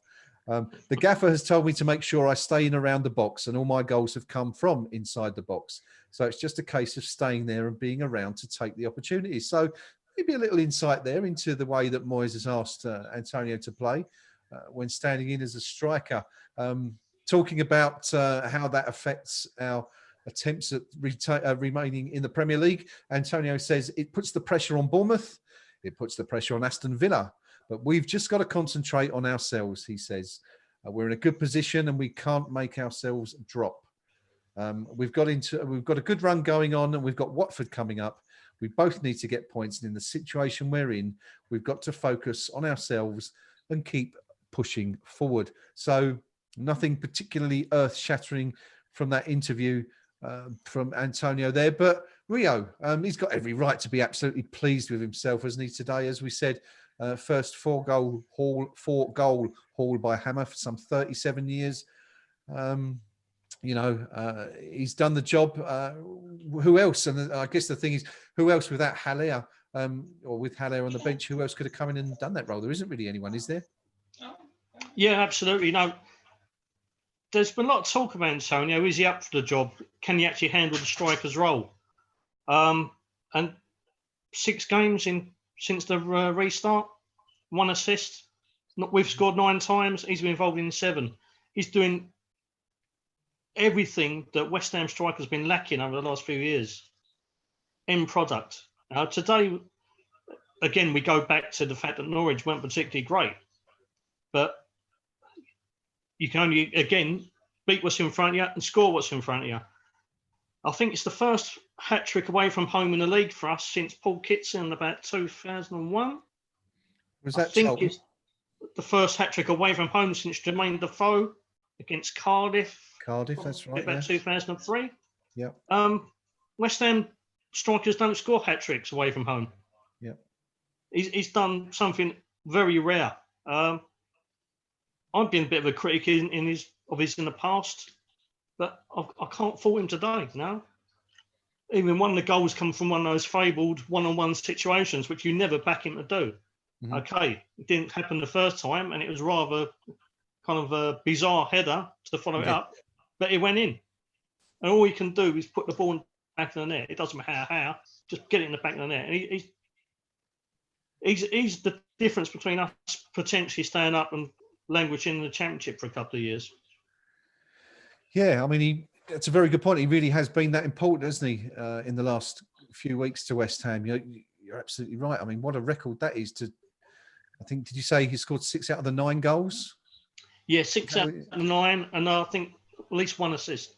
Yeah, it's, and I guess also when you look at other players like Souček and Bowen as well, and Pinky, we touched on this before. We're talking about Moyes and what generally talking about the club and what we can do over the summer, but Moyes has made some very, very good investments there already with those 2 players, and that trio really, Antonio, Souček and Bowen between them, have pretty much driven us to where we are right now. Being within touching distance of safety.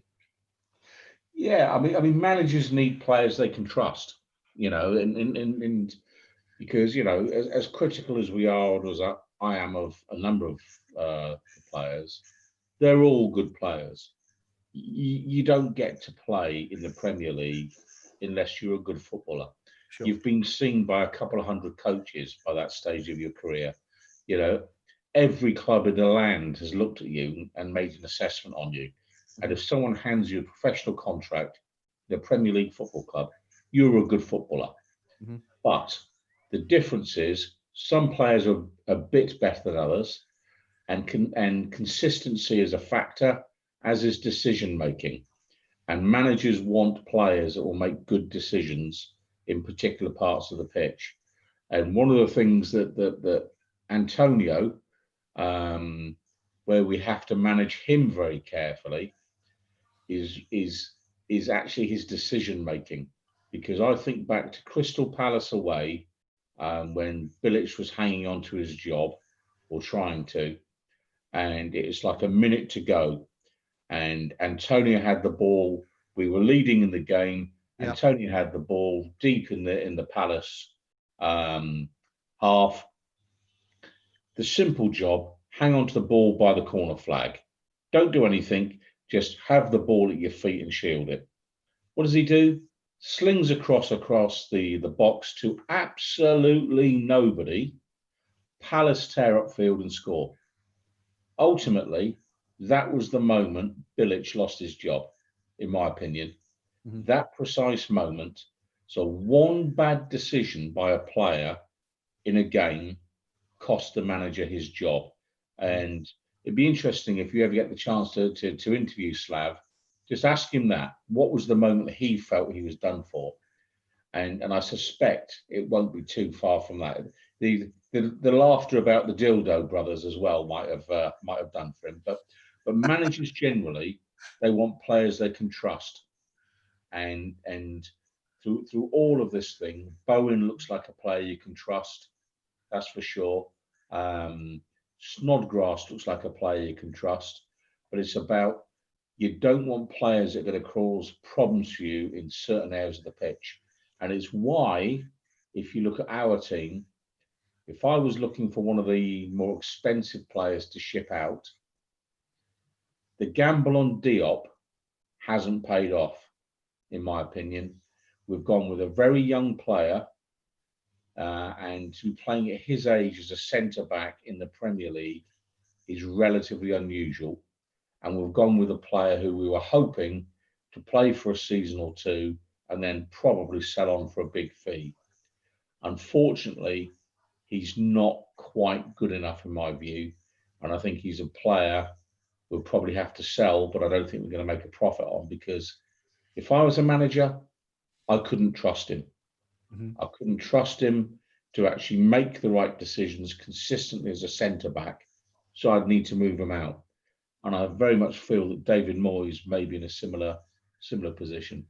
And it's a hard job for them. It's a hard job for them because, as I say, they're all good footballers, but the difference between the very best and the not quite as goods quite often is the decision making. And that's when managers talk about trusting players, that's what they're talking about. And Antonio, I think, cost Bilic his job in the end with one bad decision on the pitch in a crucial moment. And that's the difference. That really is the difference. Yeah, it's a really good point, actually. I mean, I think we all remember that moment when, that particular game when you were screaming at Antonio to just sit on the ball. And as you say, the cross came in to absolutely no one. And within 30 seconds, the ball was in the back of our net. And that was indeed, as you say, curtains for Slaven. But yeah, as always, Pinky, one of your many excellent observations that gives us lots to think about. Talking about that, you touched again also on the players, there that we're going to keep and perhaps rebuild the squad around this summer. There's a couple of comments in the chat. Cockney Hammer says, would you keep Hilaire for next season? Or would you look to sell him on and bring in another striker? Lowgreen says he'd definitely keep him and add two others. But Pinky, I mean, as you were saying, really we need to freshen up the squad. We're going to have to sell someone first, aren't we? Or someone for a fair whack. Oh yeah. I mean, let's start with the common sense position of there is no money. Because if there was any money, David Sullivan wouldn't have launched a £30 million rights issue. Yeah. You know, he's been forced into having to put money into West Ham United out of financial necessity. You know, we owe, I think it's 60 or 70 million pounds to other clubs for their players, which we've got to find and fund, and players are going to be sold. And, you know, supporters, we all want to hang on to Declan Rice because we all want some kind of link with our own product, albeit in Rice's case in a very limited way, you know, because of where we picked him up from. But there comes a point where you say, well, if you're going to hang on to Rice, where are the funds going to come from? Because you can't sell 88-year-old Aaron Cresswell for very much. You're not going to sell Mark Noble for more than a bag of pork scratchings. Yarmolenko, £17 million. You wouldn't get half that money back. And so it goes on. So we have a number of players we've paid a lot of money for who I don't think will actually get our money back on, let alone make a profit. So you could end up having to ship out Hilaire, Yarmolenko, even Fornals, and say, do you know what, between that lot was the best part of £100 million. Yeah. If you got £45 million back for all of them, for those three, you'd probably have done exceptionally well. And then you've got to try and find probably half a dozen players with that 45 million quid. And it's going to be a very, very difficult job. You know, players ain't cheap, and it's why the decisions in the boardroom can haunt the club for years to come, because we've been signing players for the wrong reasons. I'm convinced of that. And, you know, we've gone for Hilaire and everyone's gone, but he needs someone alongside him. So we've kind of like, we've bought a petrol car, but actually we've only got diesel fuel. You know, and it's that lack of cohesion in our recruitment, in our team development, that kills us. But we will be selling players, and sadly, Declan Rice is going to be one of them. You know, we know, because put yourself in Declan Rice's shoes. You're a young player. You might have an ambition to win a trophy in your career. What has he seen at West Ham United in the last 3 seasons?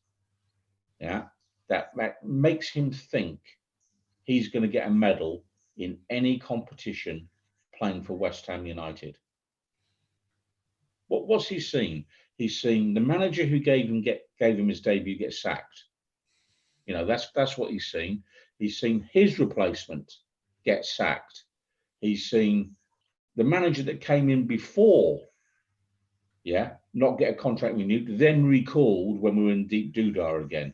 So he's looking at managerial turmoil and he's going, which of these managerial merry-go-rounds is going to help me retain my place in the England setup? Oh, that's none of them. So I'm not going to be getting in the England setup. I'll have a new boss every 12 months. I've got a chairman who's absolutely off his rocker at times, you know, or appears to be, just in case the lawyers are there. We've got a vice chair who voices her opinion on players and quite publicly does so in her paid-for newspaper column. And I'm playing in a stadium where the supporters absolutely hate going, and that's where the chickens are going to come home to roost. Yeah. So the chairman's going to sit down with Declan Rice and say, Declan, have I got an offer for you? And Declan's going to go, really?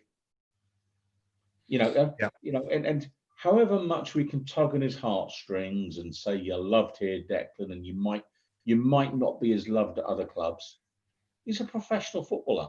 Yeah. And in the history of the game, there is not a professional footballer who has accepted the lower contract offer on the table. Yeah. And also, I think the point there, Pinky, as well, I mean, yes, I mean, Declan is clearly the club's most saleable asset at present. But the history, especially of the last 20 years, you know, we've seen that any player, in fact, it goes on further. It extends to probably even Tony Cottee, doesn't it? A player at West Ham for them to be successful, it's taken them to go elsewhere. I mean, from that period, I suppose you've had Cottee and Ince would be the biggest examples, and then of course we had the academy products in the late 90s who ended up going in. I think Rio was 2000, Lampard 2000. The other Rio, that is not our Rio, of course, who's still with us, thankfully. Mickey Carrick, Joe Cole, Glenn Johnson all went in that 2003-2004 period. Jermaine Defoe, of course. So I guess, as you know, that's the sad thing, isn't it, Rio, that any sort of young player emerging at West Ham is looking at history and thinking, this is a club to emerge at, but it's not a club to remain at if I want to win silverware or trophies. With that in mind, how does a club go around changing that perception? Or can a club change that perception of itself? It can be changed. It's been long ingrained in us, as we've just mentioned, but it's down to the owners and to put in a long-term plan and stick to it. We've had Mr. Brown not carry that out. Mr. Sullivan isn't carrying it out, and he's probably driving us into an even worse situation because everything is knee-jerk reactionism now. There's no longevity. There's no loyalty towards managers or players alike. And we've probably gone back, I'd say, 20 years under the current regime. Mm-hmm. Every time we were on the cusp of something, when Pardew was in charge, we had a young side who was, once we got into the Premier League, exciting and attacking. That disintegrated within 2 years. Under Bilic, that first season, probably the most glorious one we've had in 30 odd years. And it disintegrates. We lose the iconic world-class player and we go to pot. The whole club needs a root and branch clear out, an actual proper structure in place on the footballing side. We need ownership to take responsibility and go, we're working towards a plan, whether it be 5 years down the line, 10 years down the line, not 18 months down the line, 8 games down the line, which is what they do. Everything is knee-jerk reaction, short-termism. They're a mess. They're an absolute mess, and they're driving this club into the ground. Just want to say a quick hello to North End Road, who is our latest subscriber. Welcome to the stream, my friend. We hope you enjoy the content we're pumping out. Rio, just good to see DL back as well. Hi, DL. Rio, do you think that extends to managers as well? I mean, we've spoken here about players seeing the club perhaps as a stepping stone to, better things in their career. But is that the case for managers as well? Because, I mean, you look at the calibre of the managers we've had. Bilic, of course, had some success as a national manager with Croatia. Pardew, who had some reasonable success here, was an up-and-coming name. Harry Redknapp, I mean, going back more than 20 years, had really only managed Bournemouth before he came here. But so I'm just wondering, do you think that? I mean, do you think that's a valid point that it's not just the players that look at the club and think, I'll go there for a few years, or we'll go to their academy, and as long as I do well, keep my head down, work hard, as per Declan Rice, as Pinky mentioned there. Do you think the managers are also thinking the same? That's a club I'll go to for a couple of years. If I can sort of keep them in the top 10 of the Premier League, then better things might be offered to me as well. I don't think with the managers that's really the case. I think they see it as a challenge. I can come in, create a culture and re-establish this club where they should be. Pardew come in, just managed at Reading, a really bullish, forward-thinking attitude. He got undermined by the board and the players in the end. Moyes, the only stepping stone that we've stopped him from going on to is the Dole office, basically.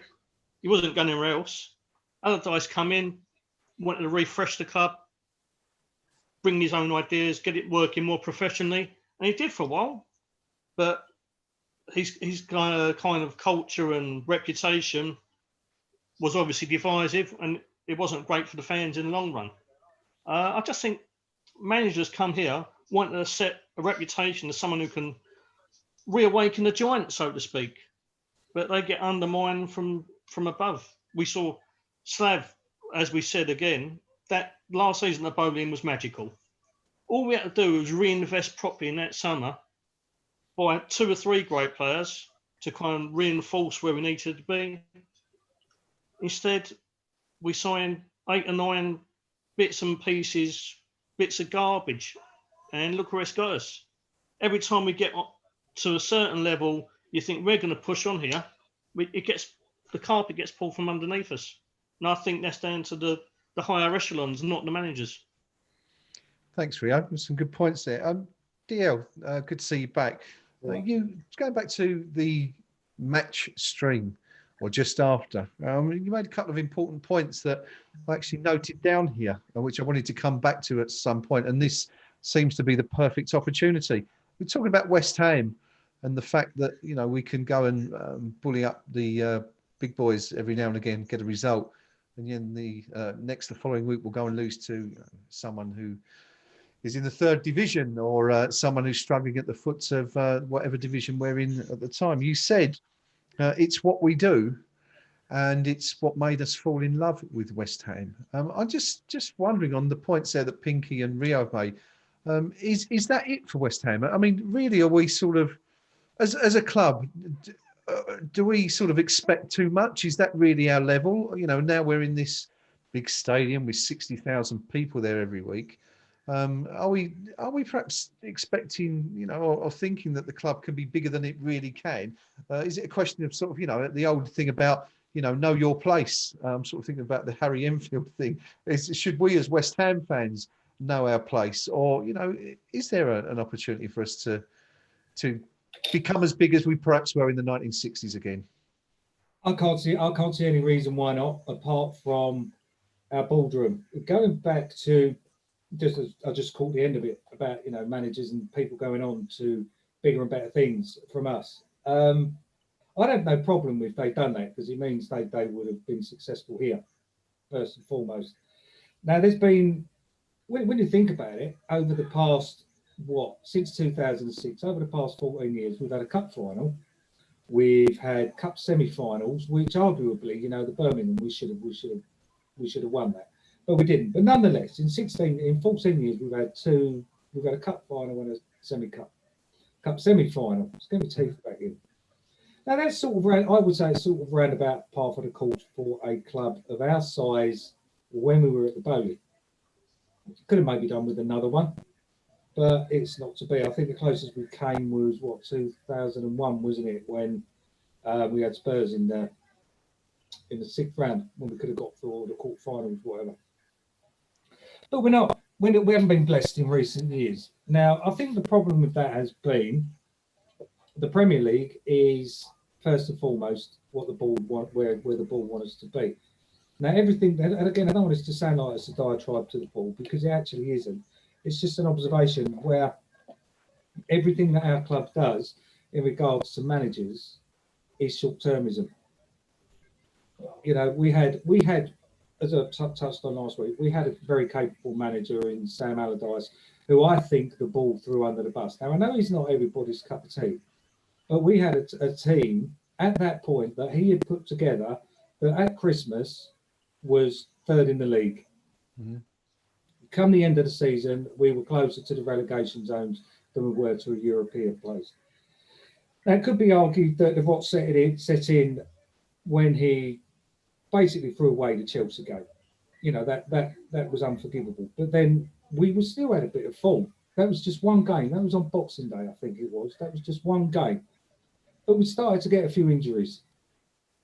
Now, I know people are fairly revisionist by saying that as soon as Carroll was fit, he got chucked back in, etc. But then, you know, that wasn't true. The reason why Carroll got chucked in is because, you know, Sacco and Valencia were injured.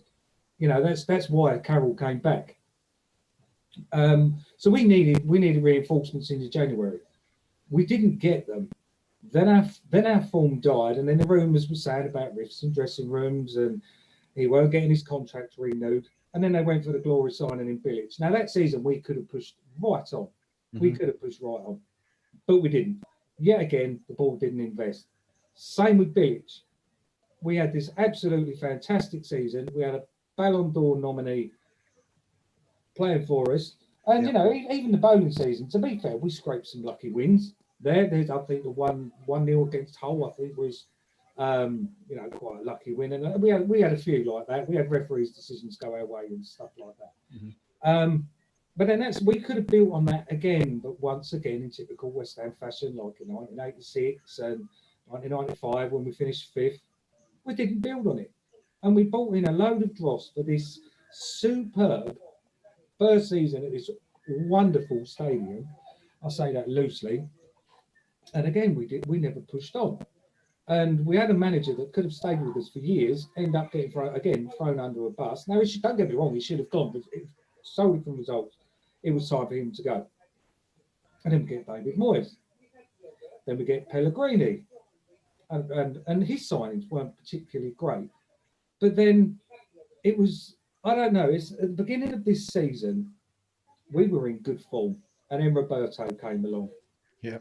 And then since then, it's the same players we had at the start of the season, apart from Roberto, that are playing for us now that can hammer 4 past Norwich, but get turned over by Burnley, get turned over by absolutely everybody else.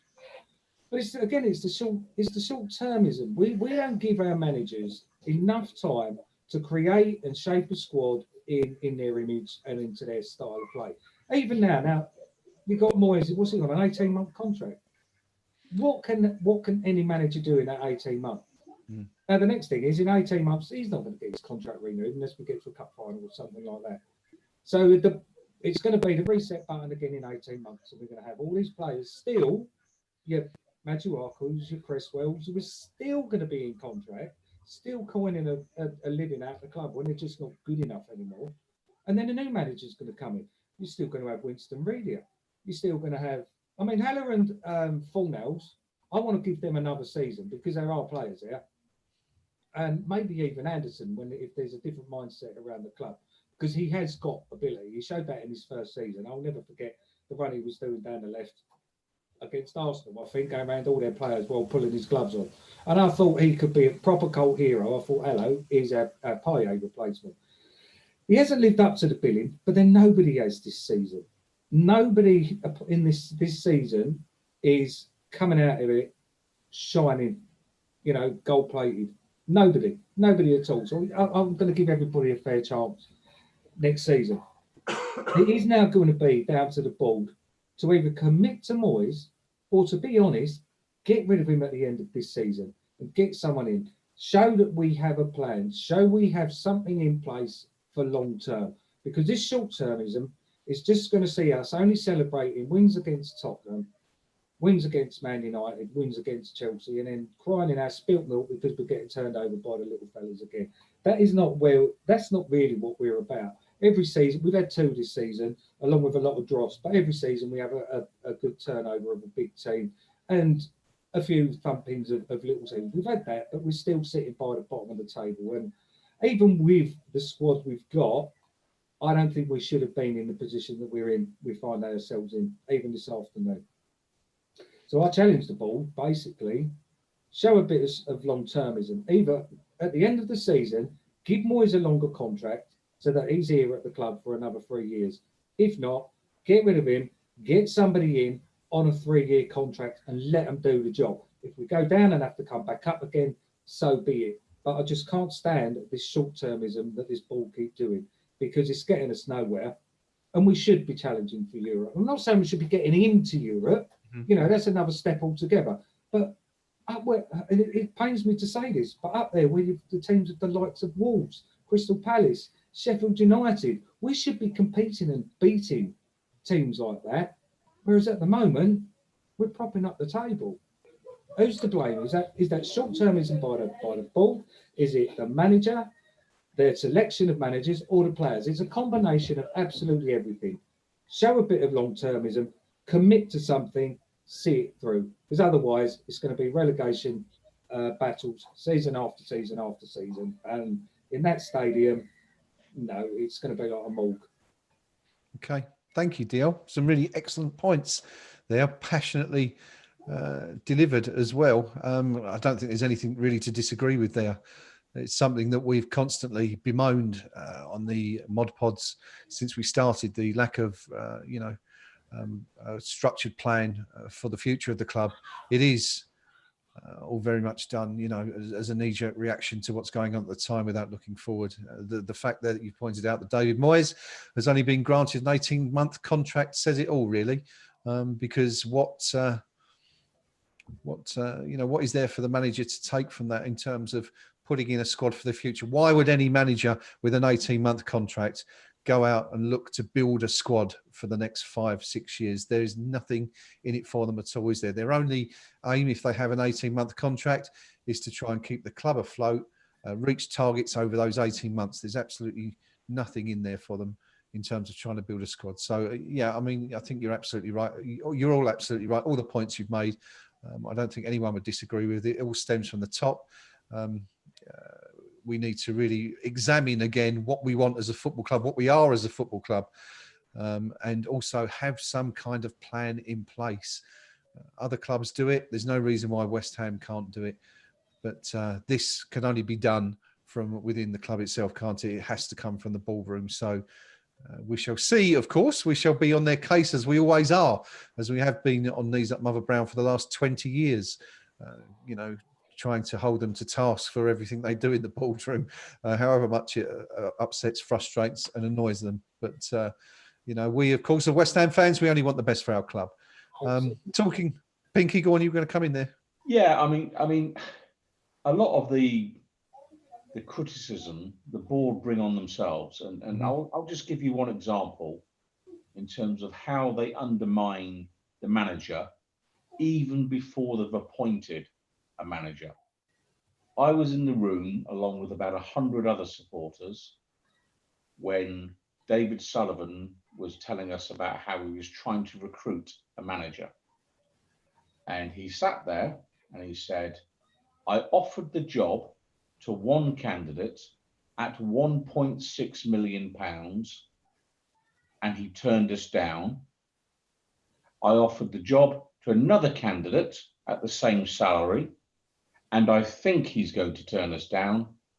And I'm now just out to offer, so I interview Sam Allardyce at the same salary and a 1.6 million promotion bonus.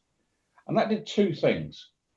Firstly, he's discussing the manager's compensation package with supporters. Can you imagine in any other workplace where that would be a topic of conversation? You must be joking.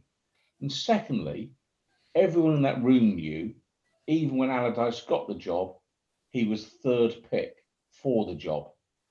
Even before he said yes, even before he's been interviewed for the position, the chairman had undermined the manager who he then hired in two crucial areas. And, it's that kind of incompetence, and there's no other word for it, that we supporters continually call this board of directors out for. And the big fear always is we end up with managers, not that we want per se, but ones who are kind of desperate enough to work for us at that point in their careers. David Moyes, we've got him back because no one else would hire him. And I don't mean that nastily to David Moyes. He's a vastly experienced manager, but it's kind of like you've cheated on your wife. You've had a go with Moyes, you've had your fun, you then get Pellegrini in, then you want to go running back to Moyes. It's one of those, and other managers can look at that and they go, well, I'm sitting there going, well, what job do I want next? Brendan Rodgers was having a nice, easy life in Scotland, managing Celtic, who I think when he left them were just about to win the league for, I think, the 8th year running, something like that. But when Leicester approached him and said, you fancy it? He didn't hesitate, not even for a moment. He walked out in Glasgow Celtic when they were about to win a trophy because he knew the plum job that was Leicester City, a plum job, was not going to come up again that often. So he went, that's the job I'll take. How many people are in the Brendan Rodgers caliber? Yeah, and we can all poke fun at him for his, I'll give you 3 players and all the rest of it that'll let me down, blah, blah, blah. But he's a very well respected, certainly coach in the game. Why would, someone of his caliber not touch West Ham United with a barge pole? And I think we all know the reason why. So if the board are struggling with some of the criticism they get, physician, heal thyself, because they deserve it. And whether it's the short-termism that DL's referred to, or just those basic, courtesies of being confidential about someone's salary, and yet when it's given back to them, the reason why they wouldn't bring Stuart Pearce back to the club is because he'd made negative comments on national radio about them. So David Sullivan can talk about Sam Allardyce's contract with supporters quite casually. But if Stuart Pearce says, well, actually, they're a bit dodgy at West Ham, the people you're working for, they take great umbrage about it. Yeah, we should just point out, Pinky, that was actually denied by the club, whether or not we agree with them. But that was, that there was a denial, wasn't there, that was the case. The fact that I'm so willing to believe it kind of tells the story. Because do you know what? Do other clubs have those sorts of allegations made against them? And that's really, the crux of the matter is. And do we end up? The point I'm making is: do we end up the managers we want, or the managers we can get? And then you go to the next stage, which is which managers can actually bring players with them. Because undoubtedly there are certain managers that are landing jobs. And the one that I'd go to at the minute, Jose Mourinho, he ends up at Tottenham Hotspur, I suspect, because his agent has probably intimated to Daniel Levy that at some point, some of his clients could find Tottenham an attractive club, because that's how the game works. If you're then reduced to recruiting a manager that doesn't have that degree of clout, doesn't have that leverage, because he is frankly Joe Nobody, what players are you going to sign? Who's coming? Yep. And then the manager, whoever you end up with, his job is ever harder. So it's not a fair competition. It's not a fair league, but you can make it even harder for yourself by making bad decision after bad decision. And I'm afraid in our boardroom, we appear to do that time after time. And I would love just once to have David Sullivan come on this show. And actually, we could just ask him some questions, some basic things. Because do you know what? I don't think he's a nasty man. I don't think he's unpleasant. And I'm not going to say unpleasant or nasty things about him. But in terms of being able to provide West Ham United with a competitive position, I think he's a million miles away. And that's why I consistently have called for a change in ownership, because it's not that we don't like David Sullivan. It's just that he hasn't got and is never going to have what it takes to compete in this league. And thank him for his efforts. But in the same way that managers get asked to move on, I think it really is time the chairman moved on. And until he does, nothing will change at West Ham. 18-month contract for a manager. It's an insult. It's not, it's not a job offer. And again, another season of treading water coming up.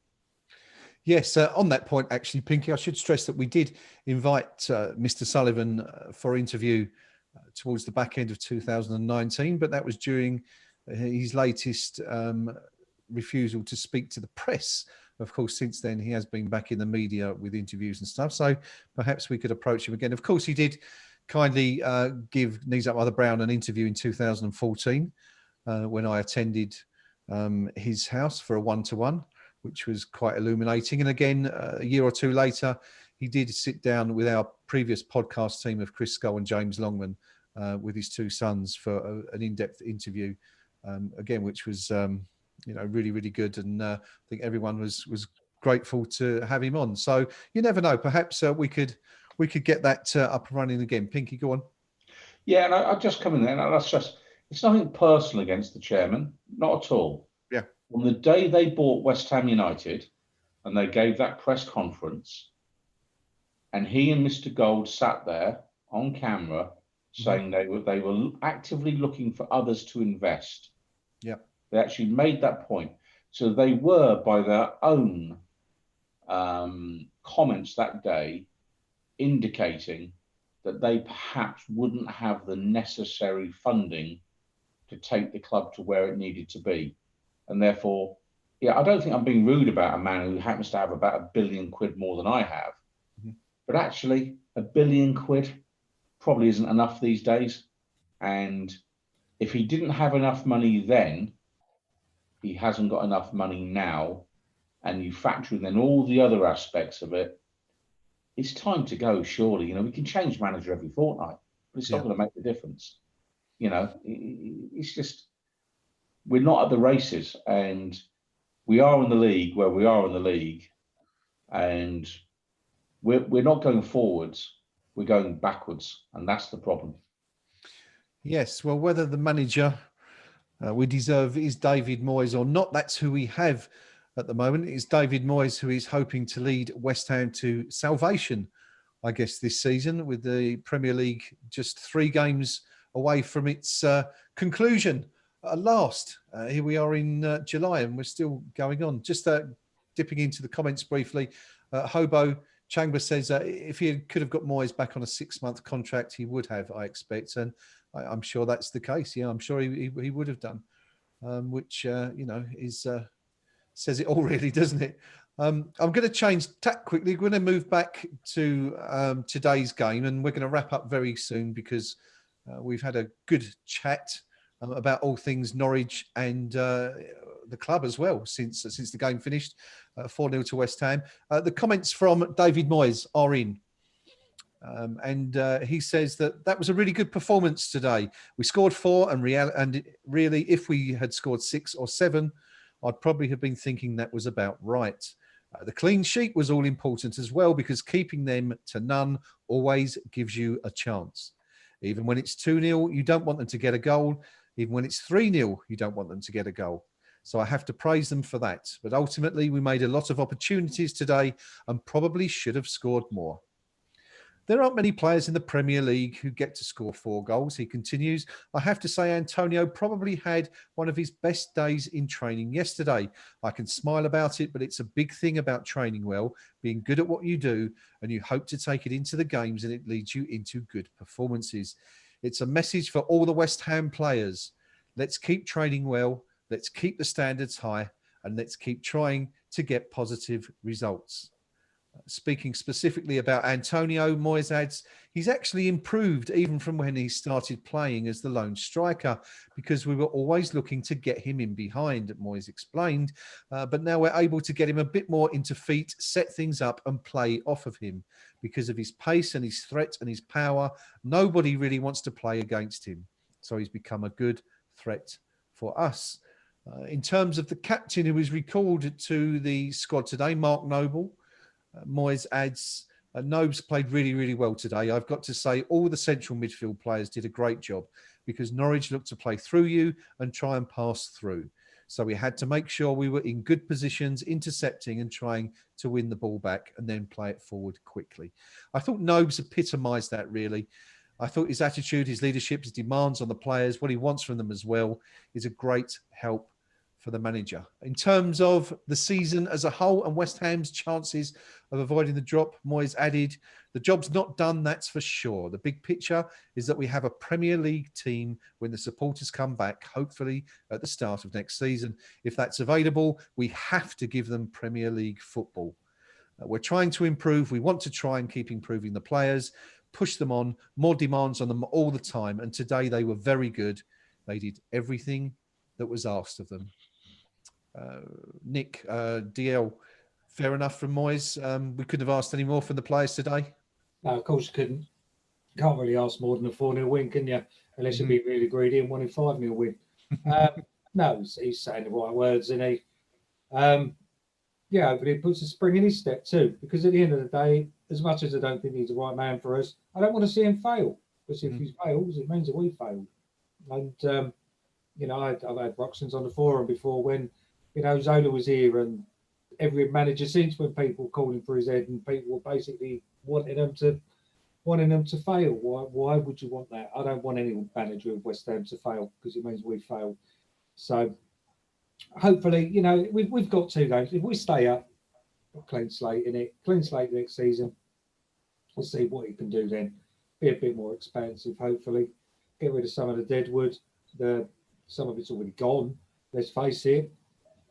And let's see what he can do in the transfer market. But slightly rewinding, and it's a question for after this little piece is finished.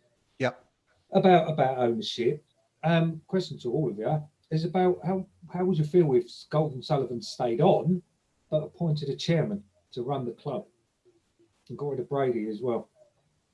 Well, we can answer that now. Pinky, what are your thoughts on that? So they remain as shareholders and have others running the club. Yeah, I mean, there's 2 aspects to that. One, I think the club is underfunded, so them as the shareholders, I don't think they've put enough money into West Ham United. But a step towards improvement would most definitely be hiring a competent chief executive to run the club day to day, and one with real authority. And, you know, and we're back almost then to the director of football argument as well, which would provide you with the continuity. And I think it would be a vast improvement on what we currently have, because we have a chairman, look, he means well. I genuinely think David Sullivan wants the best for West Ham United, but he doesn't really know how to go about it. And because he keeps changing his managers every 5 minutes, there's no continuity. So that's how you end up with Arthur Masuaku getting handed a 6-year deal. And yet less than a year after that, he can't get in the starting 11. So, you know, a change in who runs the club and how decisions are made would most definitely be a big step forward. I'd prefer a change in shareholder as well. If for no other reason, I think there's too much bad blood now. And, you know, and I'm sorry to keep banging on about it. The move to the stadium changed our football club forever, because I would happily turn up at the bowling ground season after season and go, well, if we have a decent cup run and turn over a couple of the so-called bigger teams, I'm happy enough. I've had an afternoon with my mates. Not when you've turfed me out of the best seat in the ground at the bowling ground and sent me to Stratford, charging me 2.5 times as much a season for my ticket for a much worse view. Am I going to put up with that? I actually want to be seeing the next level, whatever it may be, because we, the supporters, have paid the biggest price of all. We've paid the price of watching our football now in a ground not suitable to watch football in my opinion. And for no other reason, I believe the club should see a change in ownership, because the guilty need to be punished.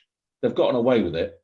And as much as I'd welcome a change in who's running the club day to day, and I think would be an improvement, I'm sorry, Mr. Sullivan and Mr. Gold, you know, you made a horrific error of judgment in relocating the club, and you have to pay the price for that and go quietly, and not making hundreds of £1 million off the back of West Ham United Football Club. That to me would be unacceptable.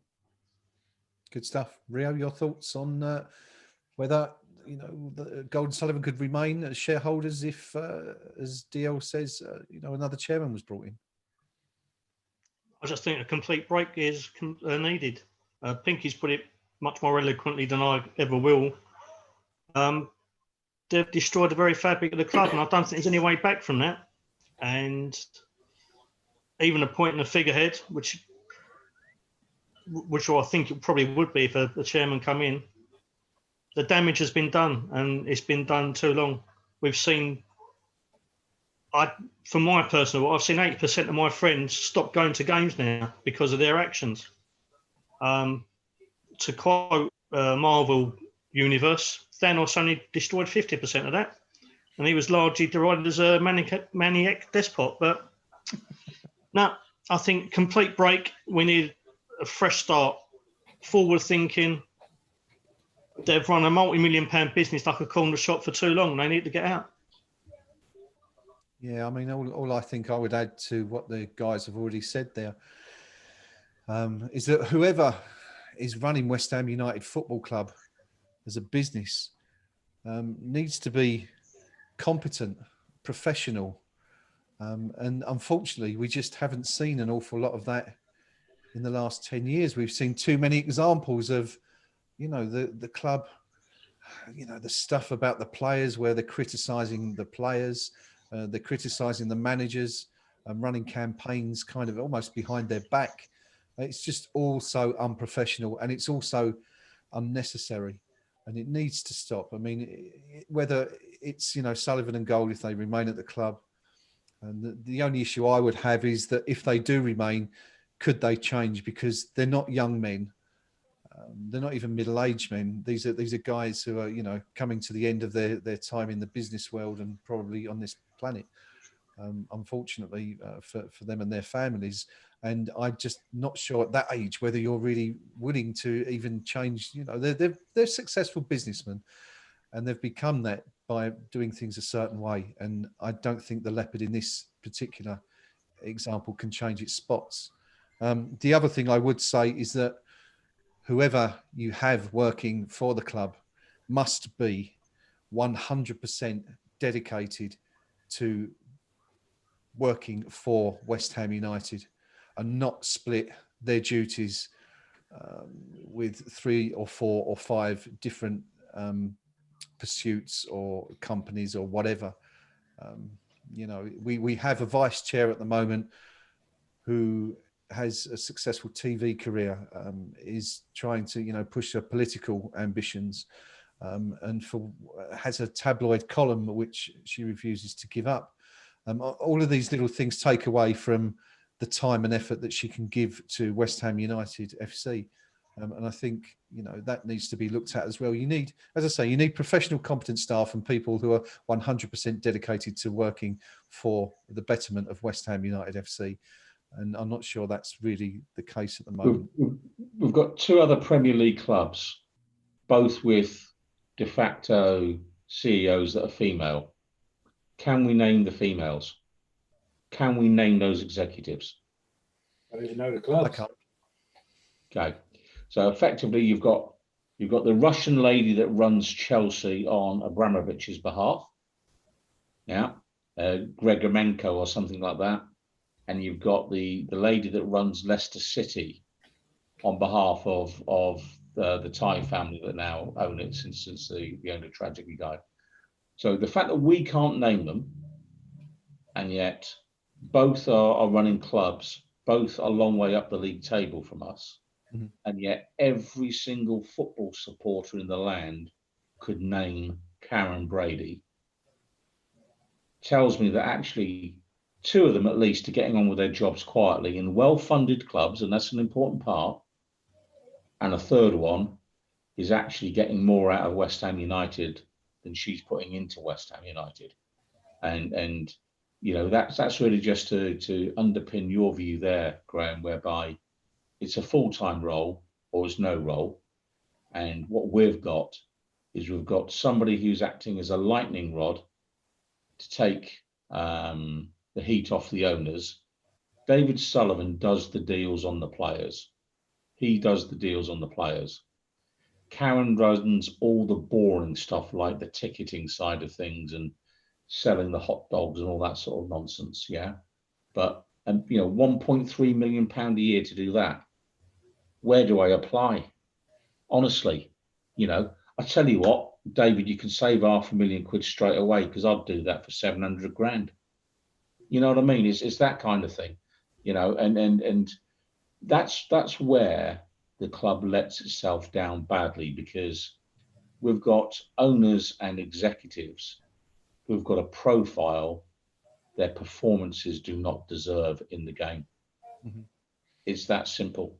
You know, they're famous for being famous, not famous for achievement, and that's not healthy. DL, thank you, Pinky. What are your thoughts? So you posed the question, but what do you think about it? I'd like to see them take, if they're not going to sell up entirely, which I think it may well be sooner than later that they will. But if they're not going to take a step back, let a football person run it, not a businessman. Somebody obviously you've got to have some business acumen, but a football person. Look at, again, I used these as an example last week as well, and it pains me to say it. Something along the lines of Joe Lewis and Daniel Levy. But obviously, you know, they're not as cake-oed as Joe Lewis.